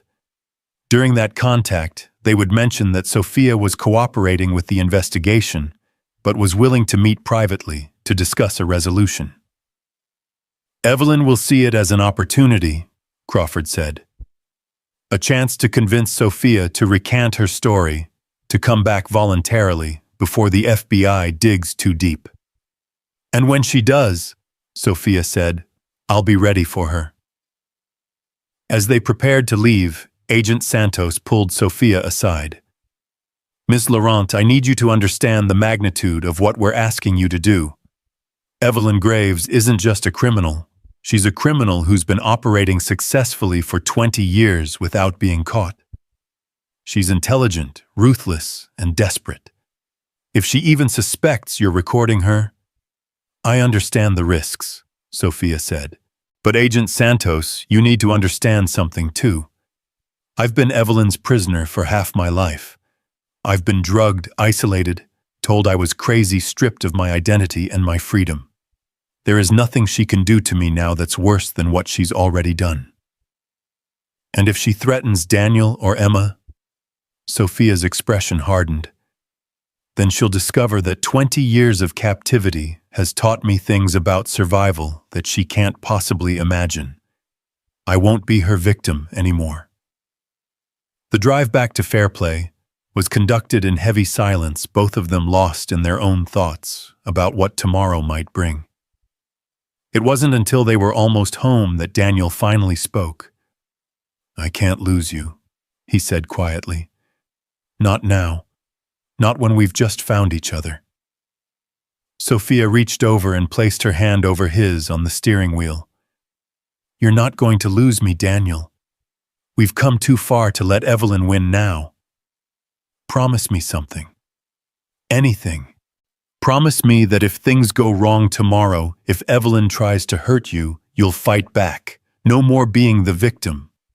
No more letting her control the situation. Sophia was quiet for a moment, thinking about the woman she'd been when Daniel found her on that highway, broken, confused, completely passive.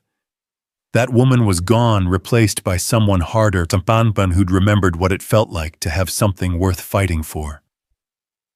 I promise, she said. But Daniel, you need to promise me something too. What's that? Promise me that whatever happens tomorrow, you'll take care of Emma. That you'll help her understand why I had to do this, why some fights are worth the risk. Daniel's hands tightened on the steering wheel. Don't talk like that. We're both going to be here to take care of Emma. We're both going to watch her grow up and graduate and get married and have babies of her own. I hope so, Sophia said softly. I want that more than I've ever wanted anything. But if something goes wrong, nothing's going to go wrong, Daniel said fiercely. I won't let it.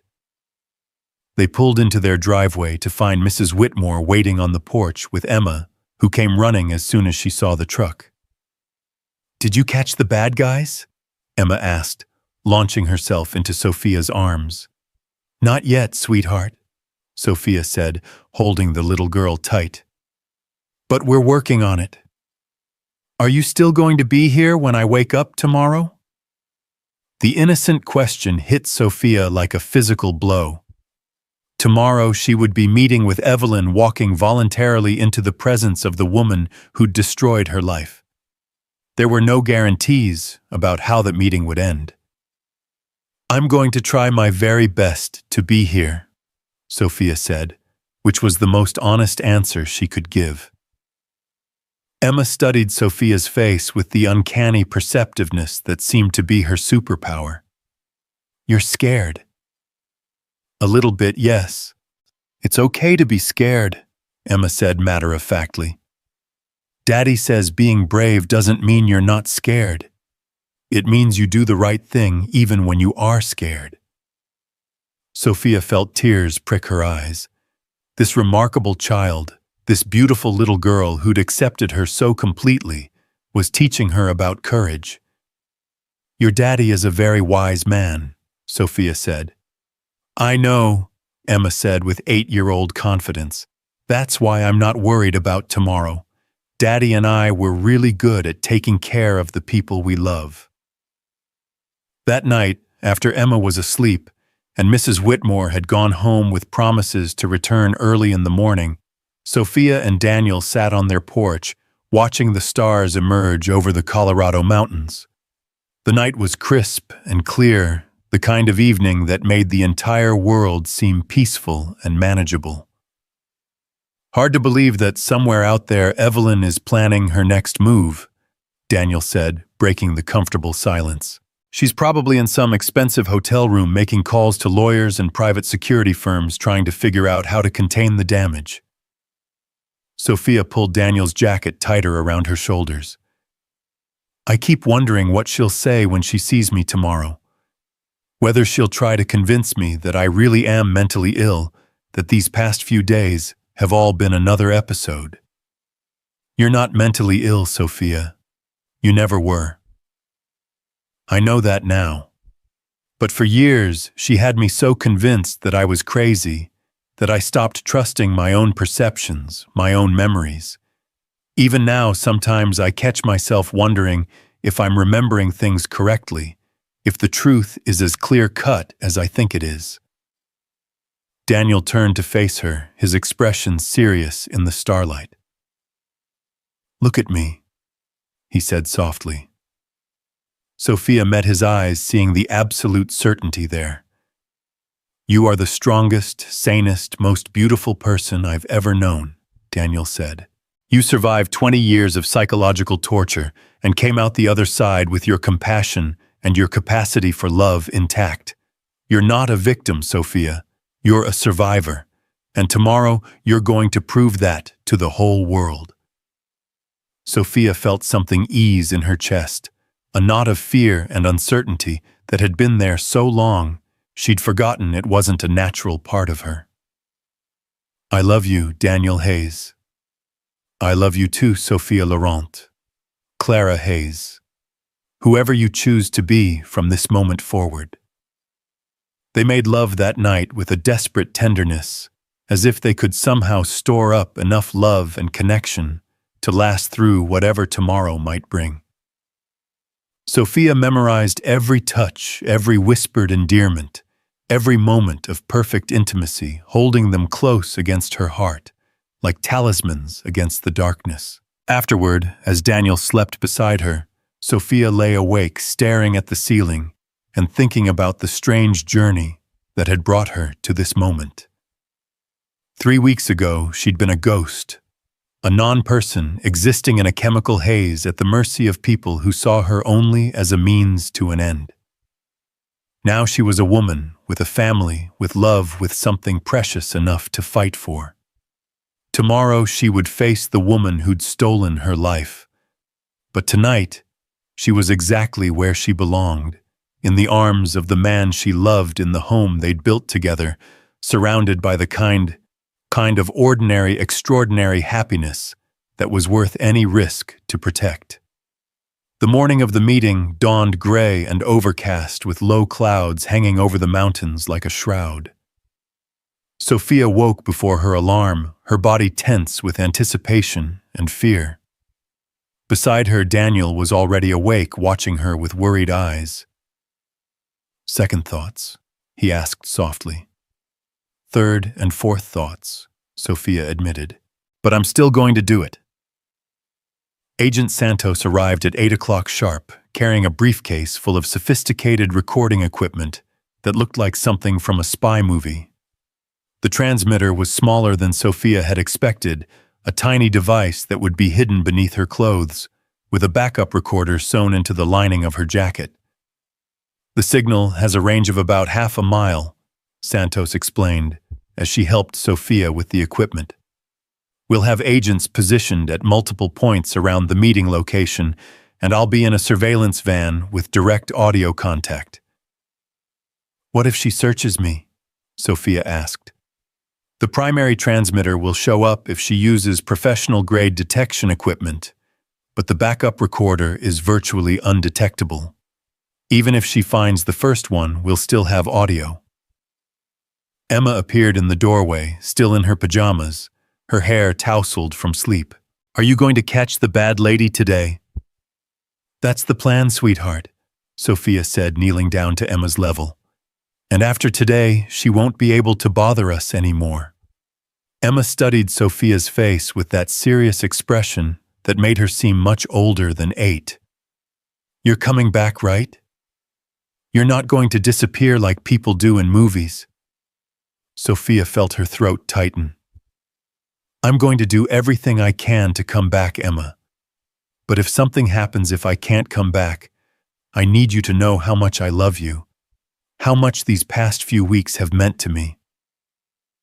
Nothing's going to happen, Emma said with fierce certainty, because Daddy won't let it, and neither will I. Before Sophia could ask what she meant, Emma had darted back to her room, returning with something clutched in her small hand. Here, she said, pressing a small object into Sophia's palm. This is my lucky horse. His name is Thunder, and he's really brave. You should take him with you.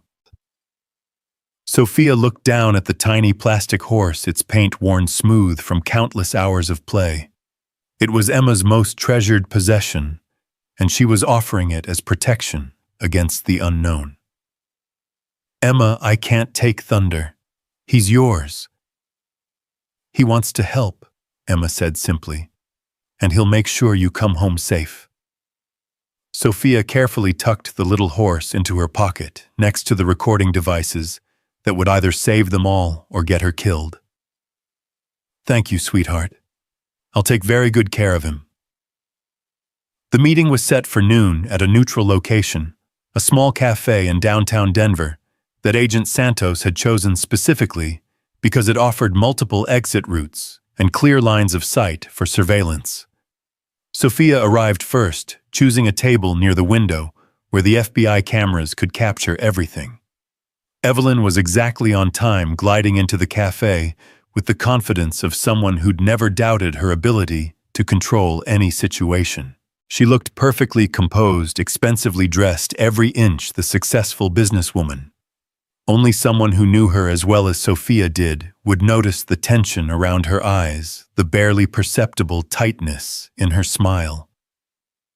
Sophia, darling, Evelyn said, settling into the chair across from her with practiced grace.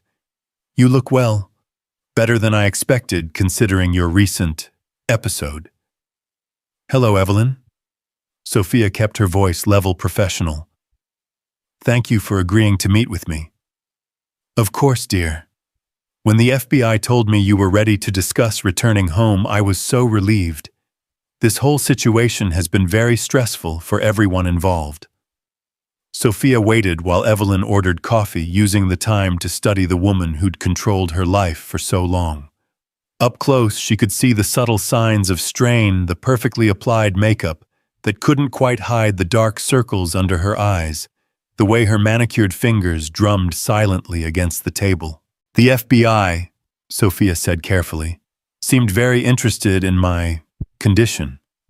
They asked a lot of questions about Willowbrook, about my treatment history. Something flickered in Evelyn's eyes, calculation maybe, or concern. I'm sure they're just being thorough.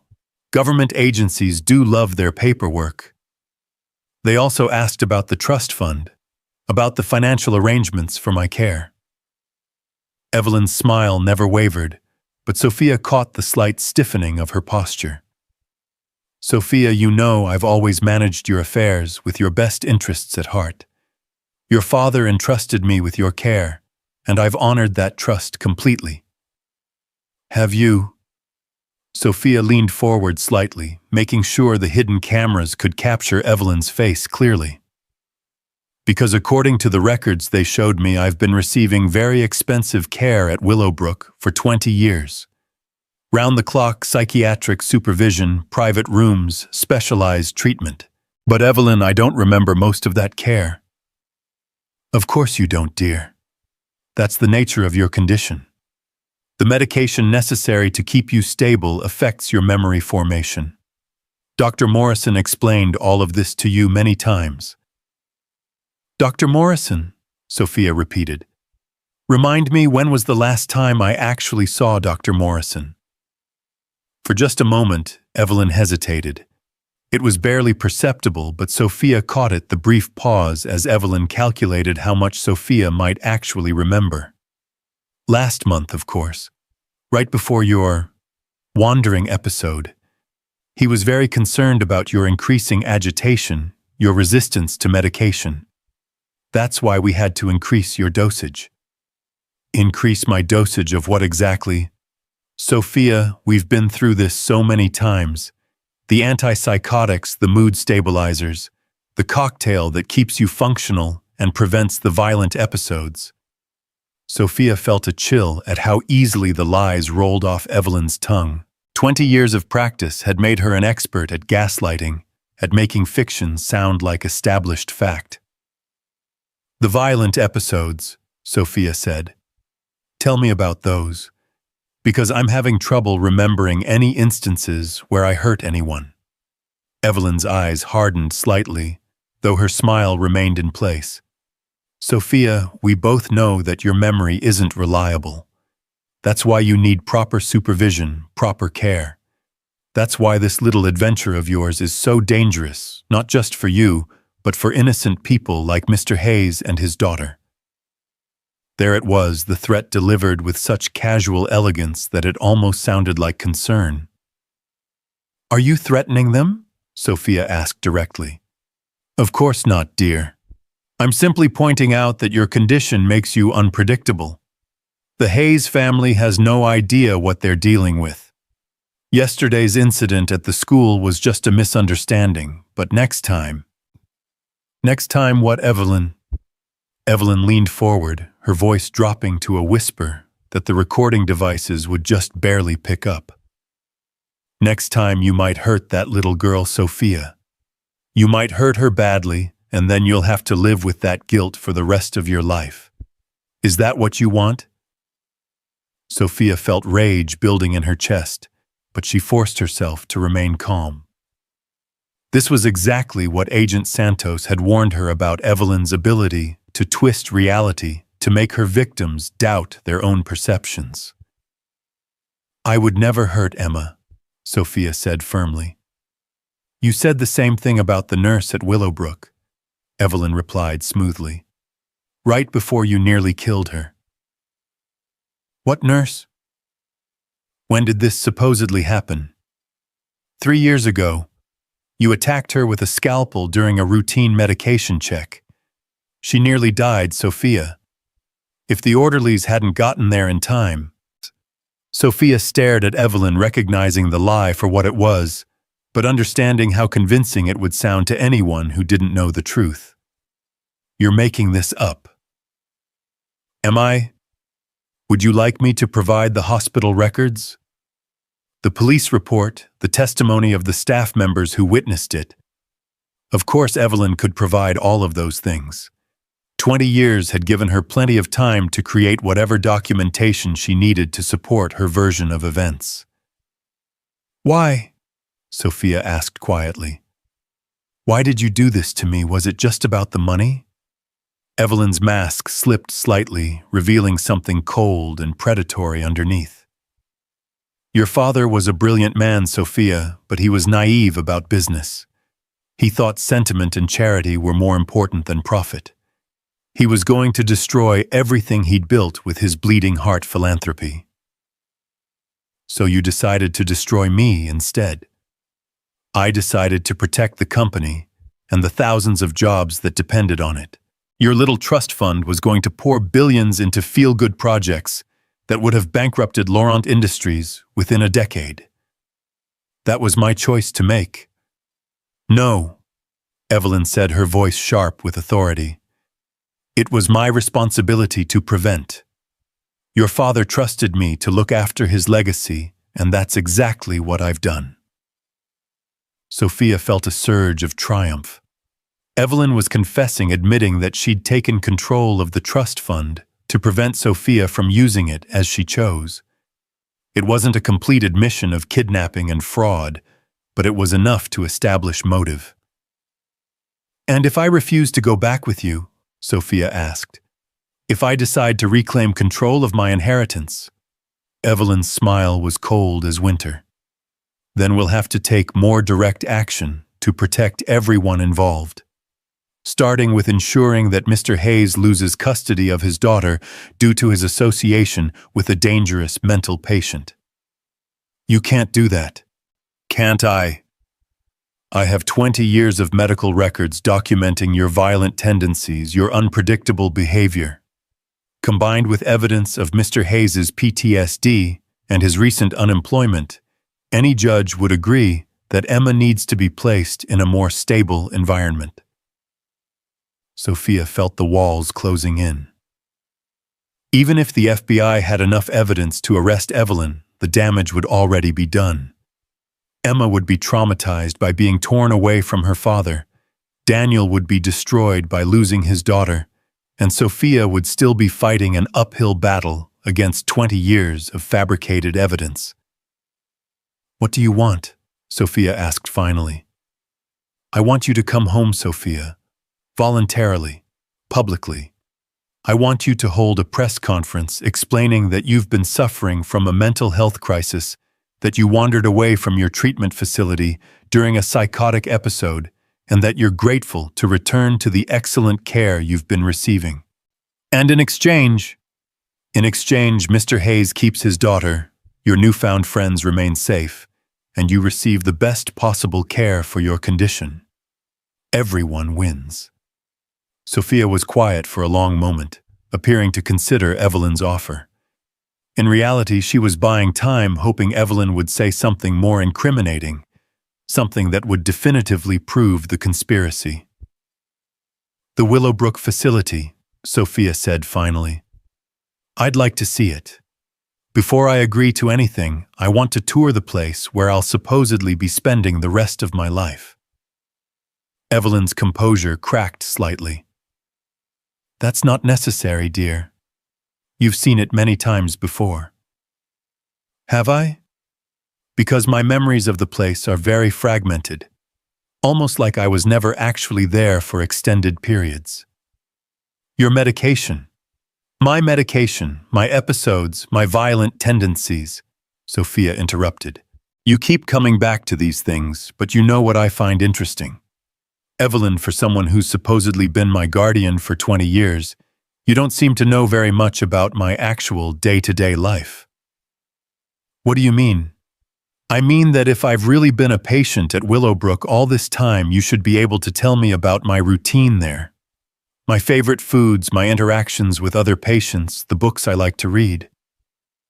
But you can't, can you? Because I was never really there. Evelyn's eyes went cold and dangerous. Sophia, you're having another episode. You need to come with me right now before you say something you'll regret. Where was I, Evelyn? Sophia pressed. For 20 years, where was I really being held? You're being irrational. Was it that compound in Switzerland, the one near the private banks where you've been hiding my money, or maybe the estate in the Cayman Islands that's registered to one of your shell companies? Evelyn went very still, her face paling beneath her perfect makeup. I don't know what you're talking about. Don't you? Because I'm starting to remember more every day. Private jets, isolated compounds, armed guards who spoke Russian or German. Not exactly standard psychiatric care, is it? Sophia, stop this nonsense right now. Make me, Sophia said quietly. Call your security team, have them drag me out of here kicking and screaming. Let's see how that plays in tomorrow's headlines. For the first time since she'd arrived, Evelyn looked genuinely rattled. She glanced around the cafe, probably noticing for the first time how many people were within earshot, how many phones might be recording their conversation. You think you're very clever, Evelyn said, her voice barely above a whisper.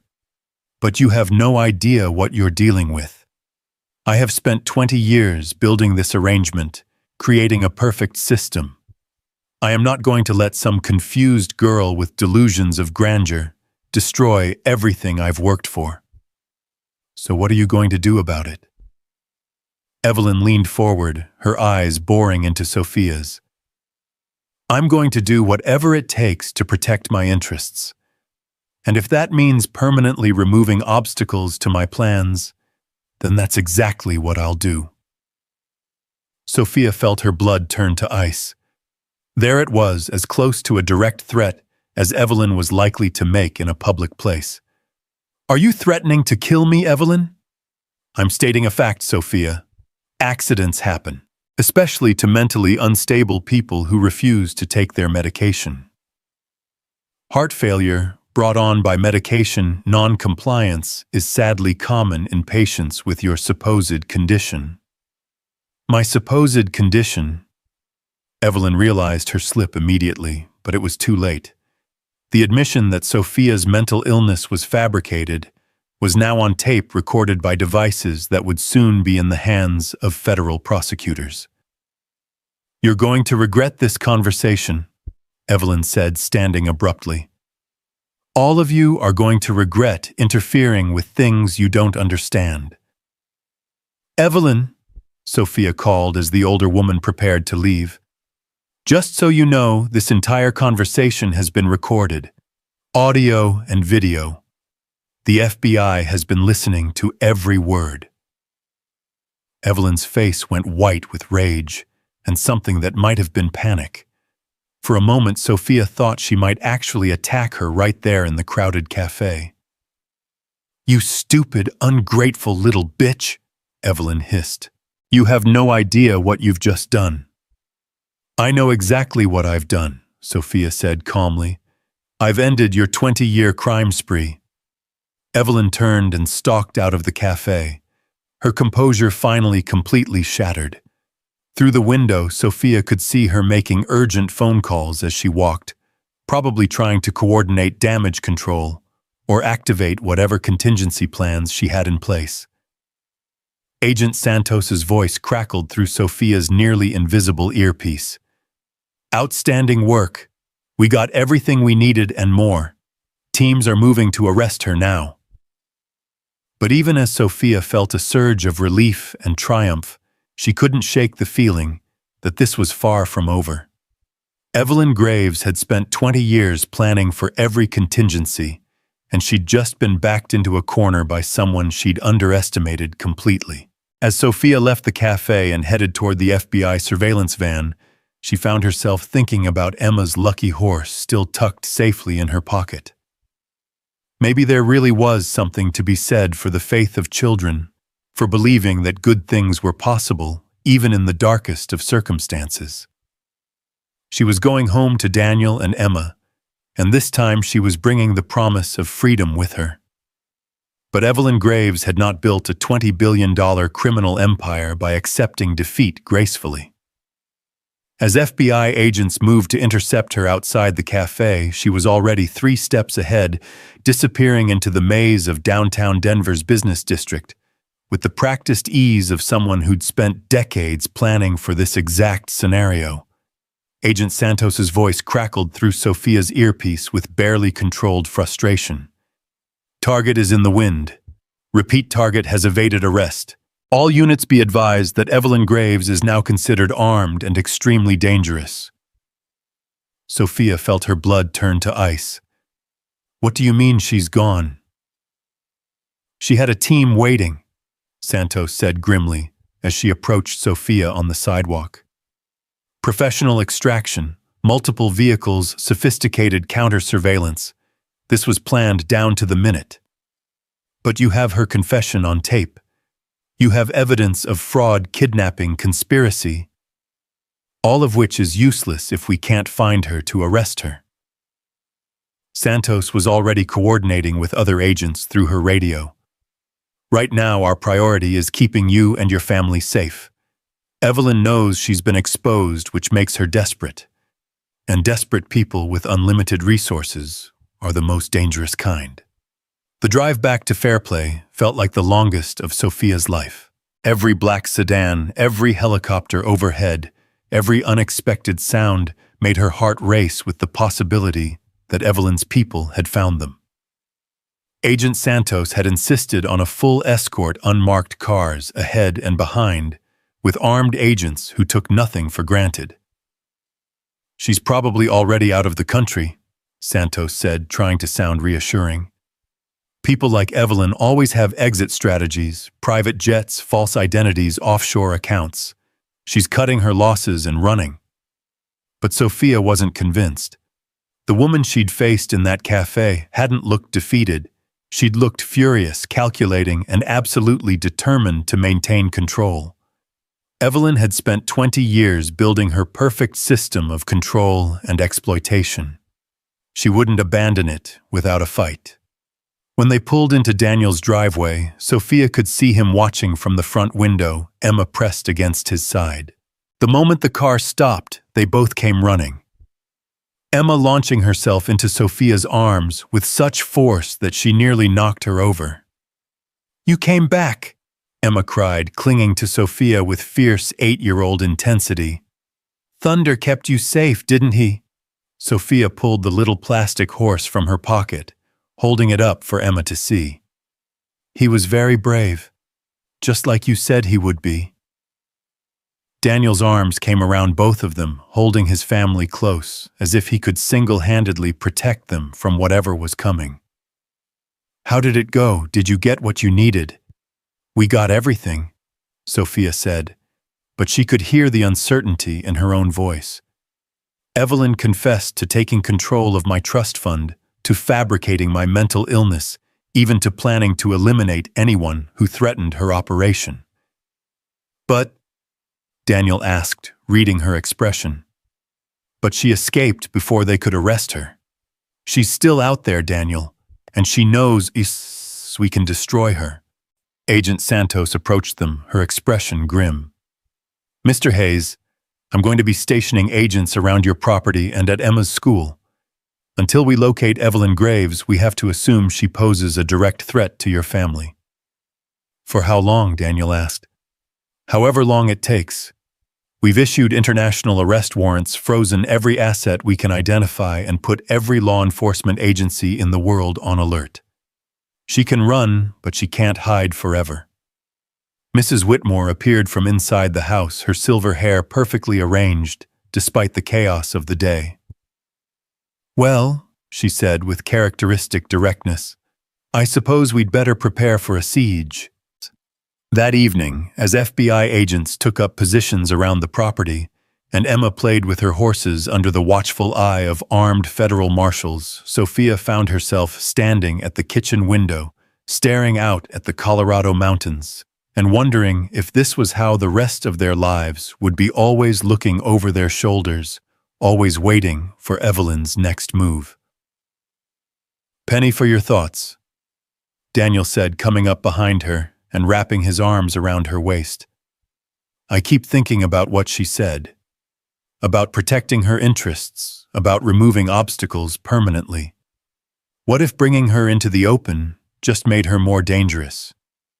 Then we deal with whatever comes next," Daniel said firmly. "Together." But what kind of life is this for Emma? Armed guards, constant fear, never knowing when. "Sophia." Daniel turned her in his arms, forcing her to meet his eyes. "Look at me. We are not going to let that woman destroy what we've built. She's had 20 years to perfect her system of control, but she made one crucial mistake." "What's that?" She underestimated what people will do to protect the ones they love. As if summoned by their conversation, Emma appeared in the kitchen doorway, her small face serious beyond her years. "Are the bad guys really gone?" she asked. Sophia knelt down to Emma's level, taking the little girl's hands in hers. "Not yet, sweetheart. But we're working very hard to make sure they can never hurt anyone again." "Will the police catch them?" "We hope so. But even if it takes a while, you're safe here with your daddy and me, and all these nice agents who are protecting us." Emma nodded solemnly, then brightened.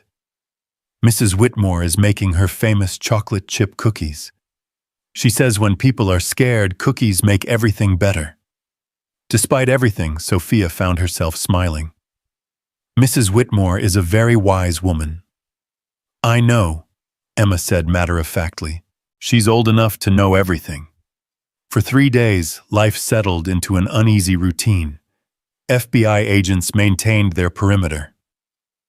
Emma went to school under heavy protection, and Daniel tried to maintain some semblance of normalcy, while federal investigators worked around the clock to track down Evelyn and her network. Crawford called multiple times each day with updates from his own investigation. The story had exploded across national media.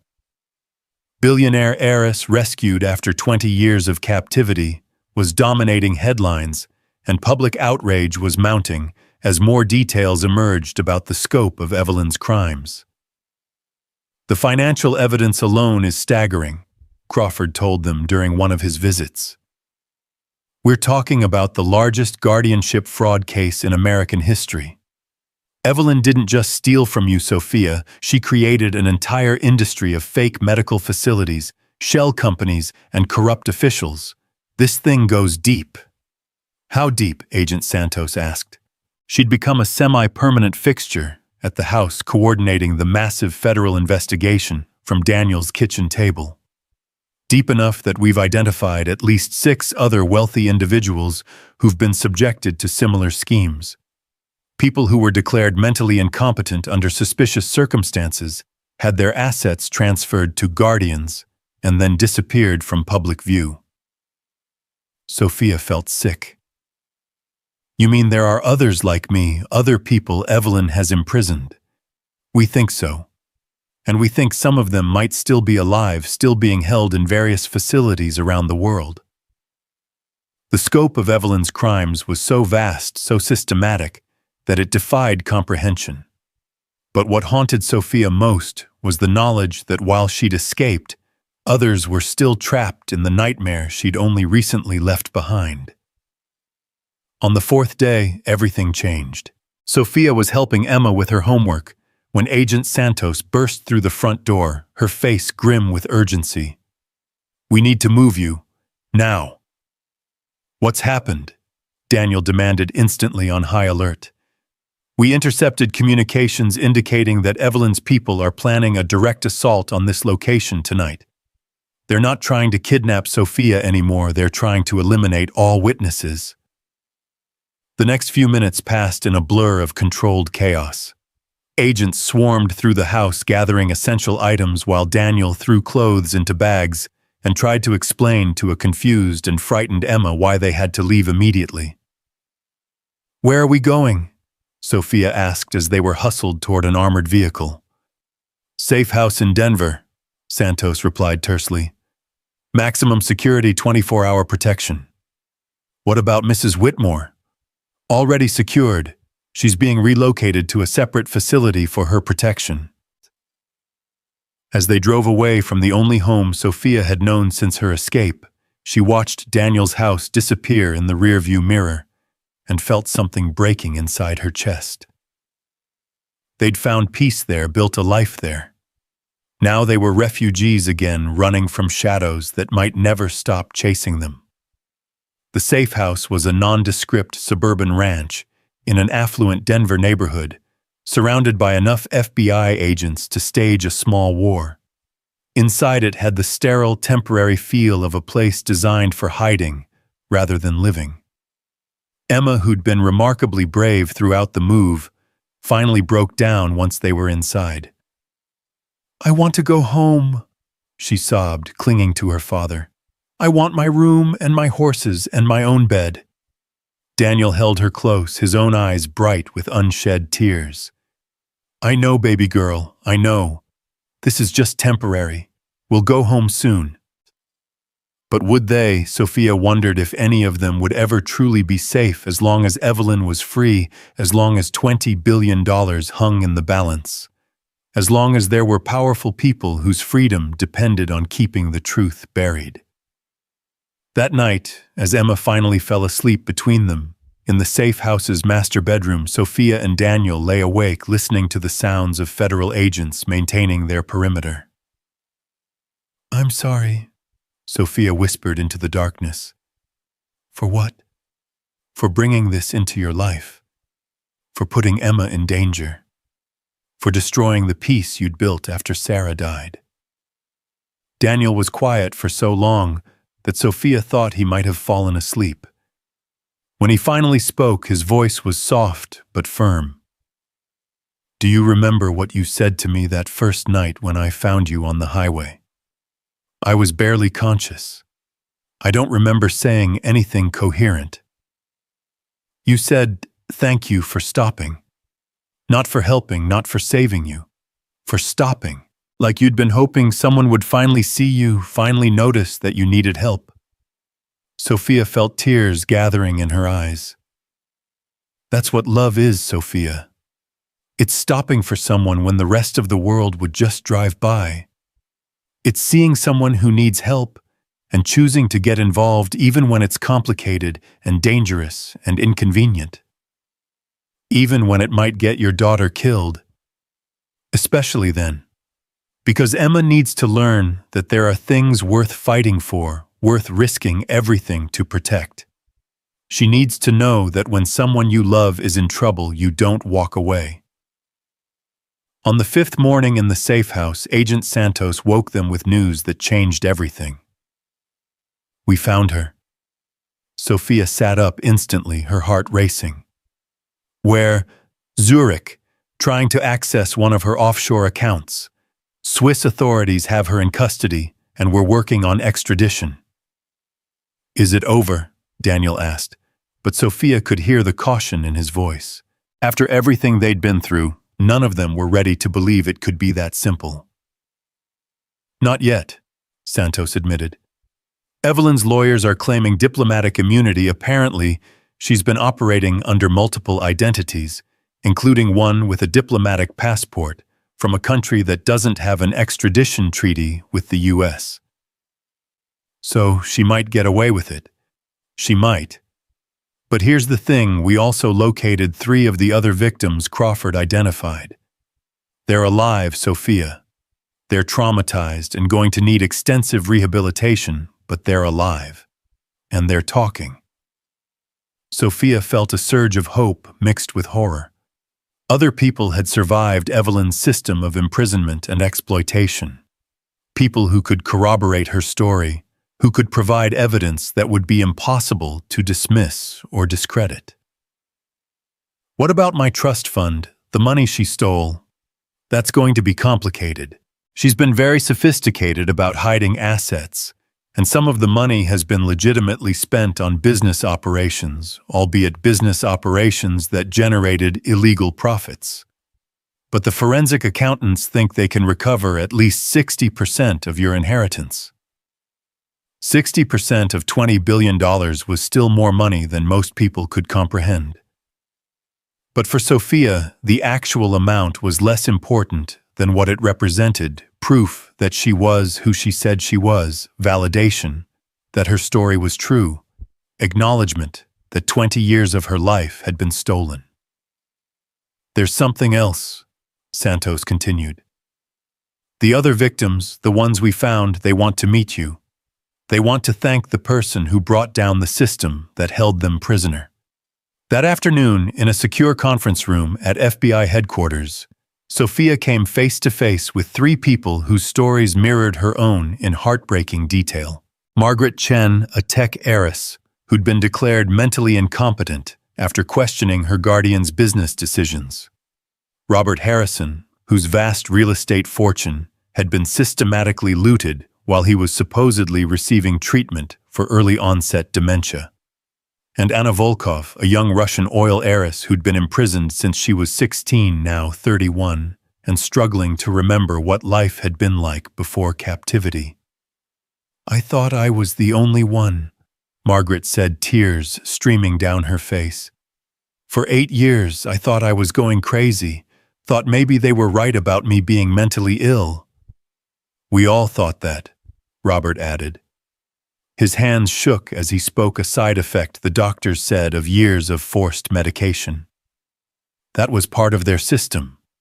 Isolate us, medicate us, make us doubt about sorrow, balastati. Anna, who spoke in heavily accented English, was the youngest, but seemed the most damaged. "I do not remember much from before. Sometimes I think maybe I imagine whole other life." Sophia reached across the table and took Anna's hand. "You didn't imagine it. You had a life before this, and you're going to have a life after it. We all are." The meeting was emotionally devastating, but also healing in ways Sophia hadn't expected. For 20 years, she'd carried the weight of Evelyn's gaslighting, the constant suggestion that her memories weren't real, that her perceptions couldn't be trusted. Sitting with these other survivors, sharing their stories, she felt the last of that psychological poison finally beginning to drain away.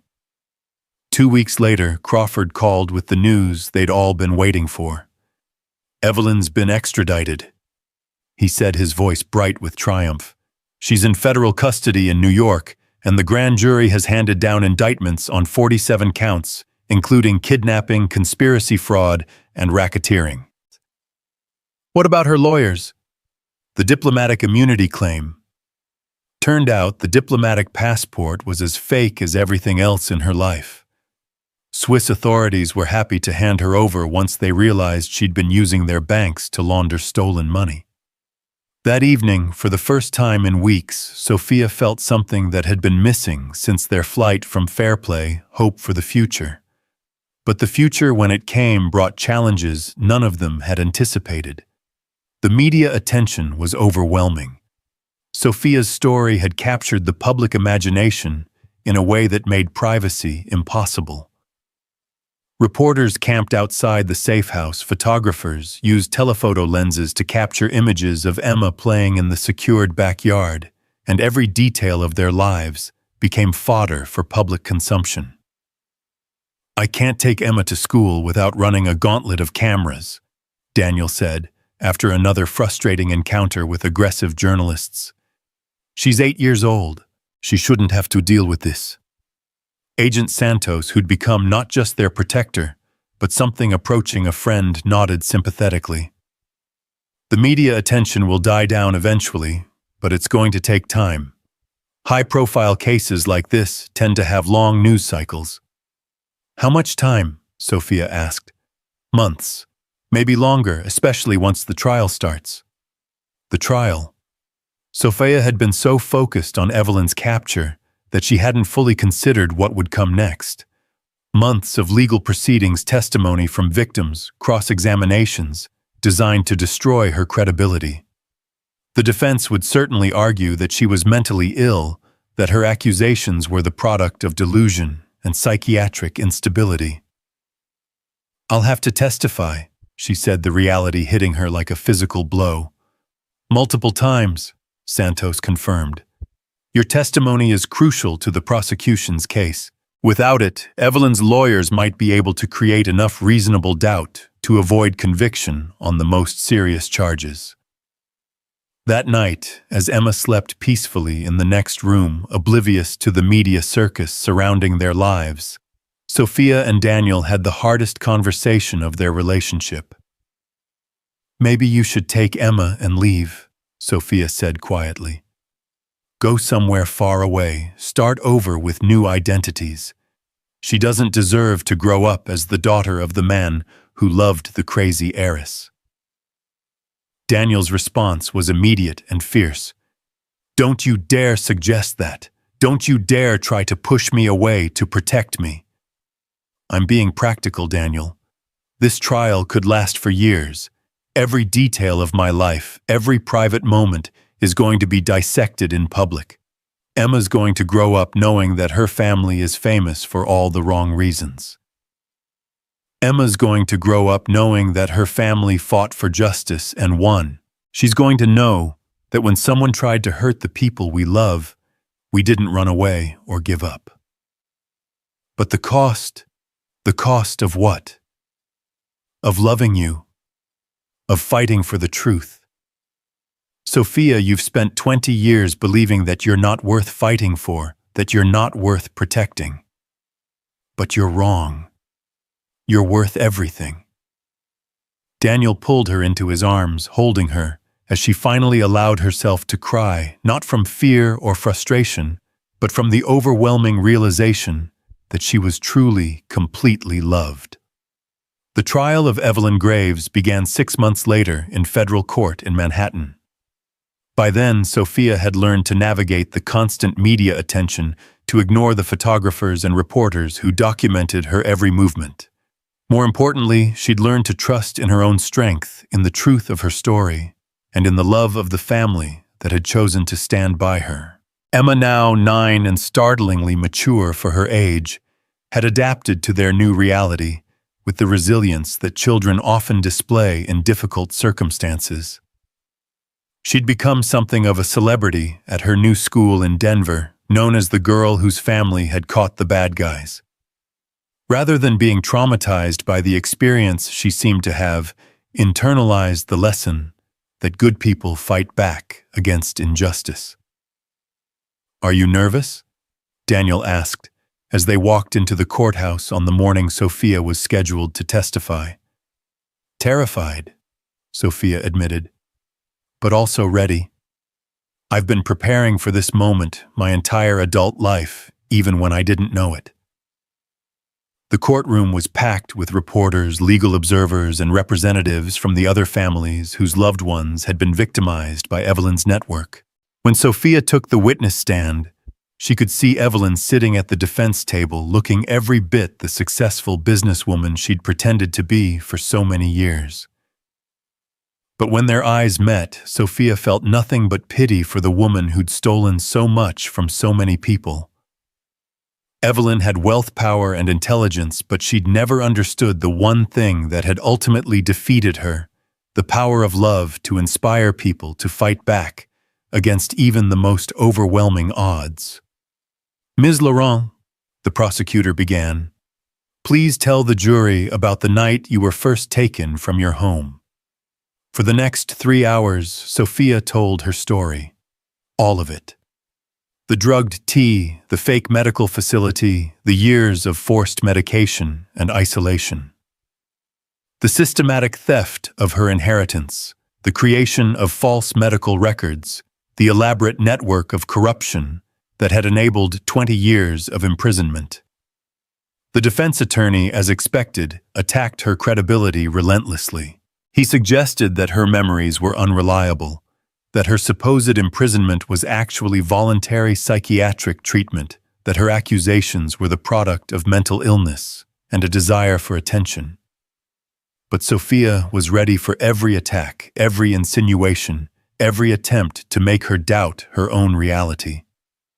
She'd been preparing for this cross-examination her entire life, and she wasn't going to let Evelyn's lawyers accomplish what Evelyn herself had failed to do, make her question the truth of her own experience.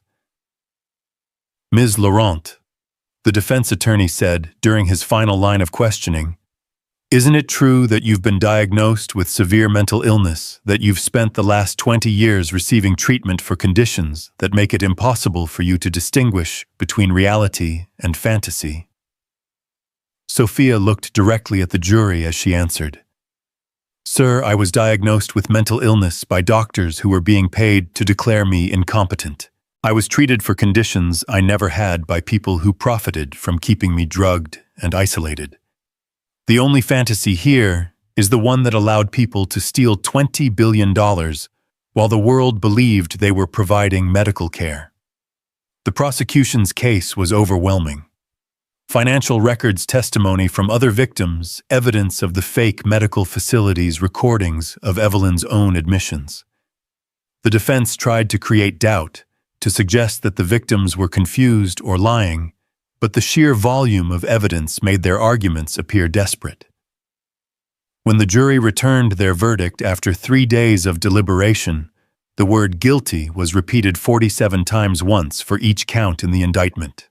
Evelyn Graves was sentenced to life in prison without the possibility of parole, ensuring that she would never again be in a position to steal someone's life for financial gain. Standing on the courthouse steps after the sentencing, surrounded by reporters and cameras, Sophia felt a sense of closure that had seemed impossible just 2 years earlier.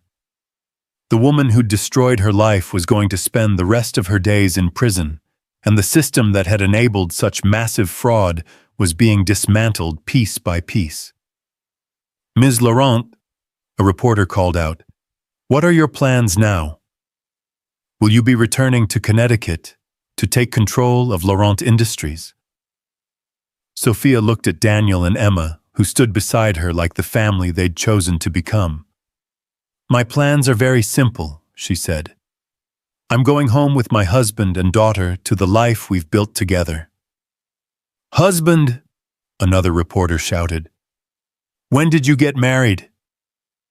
Daniel stepped forward, taking Sophia's hand and showing off the simple gold band that had replaced the plastic promise ring from a truck stop vending machine. 3 days ago, in a private ceremony attended by the people who matter most to us. The questions came faster after that, but Sophia was no longer listening. She was thinking about the small wedding ceremony they'd held in Mrs. Whitmore's backyard, with Emma as maid of honor and Agent Santos as one of the witnesses. It hadn't been the grand society wedding her father might have planned for her, but it had been perfect in every way that mattered. They drove home to Colorado that afternoon, to the house that Daniel had rebuilt and expanded during the months of the trial.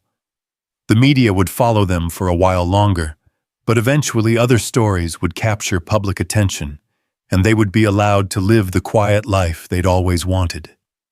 That evening, as they sat on their porch watching the sun set over the mountains, Emma curled up between them reading a book about horses. Sophia reflected on the strange journey that had brought them to this moment. "Do you ever wonder what would have happened if you hadn't stopped that night?" she asked Daniel. "If you'd just driven past me on the highway?" Daniel considered the question seriously. "I think you would have found another way to survive, to escape, to reclaim your life. You're stronger than you give yourself credit for, Sophia. You always were." "But would we have found each other?" "Maybe not the same way," Daniel admitted. "But I like to think that somehow, somewhere we would have. Some connections are too strong to be left to chance." Emma looked up from her book. "Are you guys being mushy again?" "Absolutely," Sophia said, pulling the little girl closer. "We're very mushy people." "Good," Emma said matter-of-factly. "Mushy people are the best kind." As the stars emerged over the Colorado sky, Sophia felt a sense of peace that had eluded her for most of her adult life. She was no longer the confused woman who'd been found wandering on a rain-soaked highway. She was no longer the victim of someone else's greed and cruelty. She was Sophia Hayes, wife and mother survivor and fighter woman, who'd reclaimed not just her inheritance but her identity, her freedom, and her right to choose her own path forward. The Laurent Foundation, which she'd established using her recovered inheritance, was already making a difference in the lives of guardianship abuse victims around the world. The Willowbrook facility had been shut down, its fake staff arrested its victims, relocated to legitimate treatment facilities. Other families were being reunited, other stolen lives were being reclaimed. But tonight, sitting on her porch with her husband and daughter Sophia, wasn't thinking about foundations or justice or the larger implications of their victory. She was thinking about how Daniel made his coffee in the morning, about Emma's laugh when she was truly happy about the way their house smelled like home and safety and unconditional love. She was thinking about the life they'd built together one ordinary, extraordinary day at a time, and how it was worth more than all the money Evelyn had stolen, worth more than any inheritance or legacy or public recognition. She was thinking about how love, real love, was the one thing that no one could ever take away from you, not with drugs or lawyers or elaborate conspiracies. It was the one treasure that grew stronger when shared, the one force that could overcome even the most carefully constructed systems of control and oppression.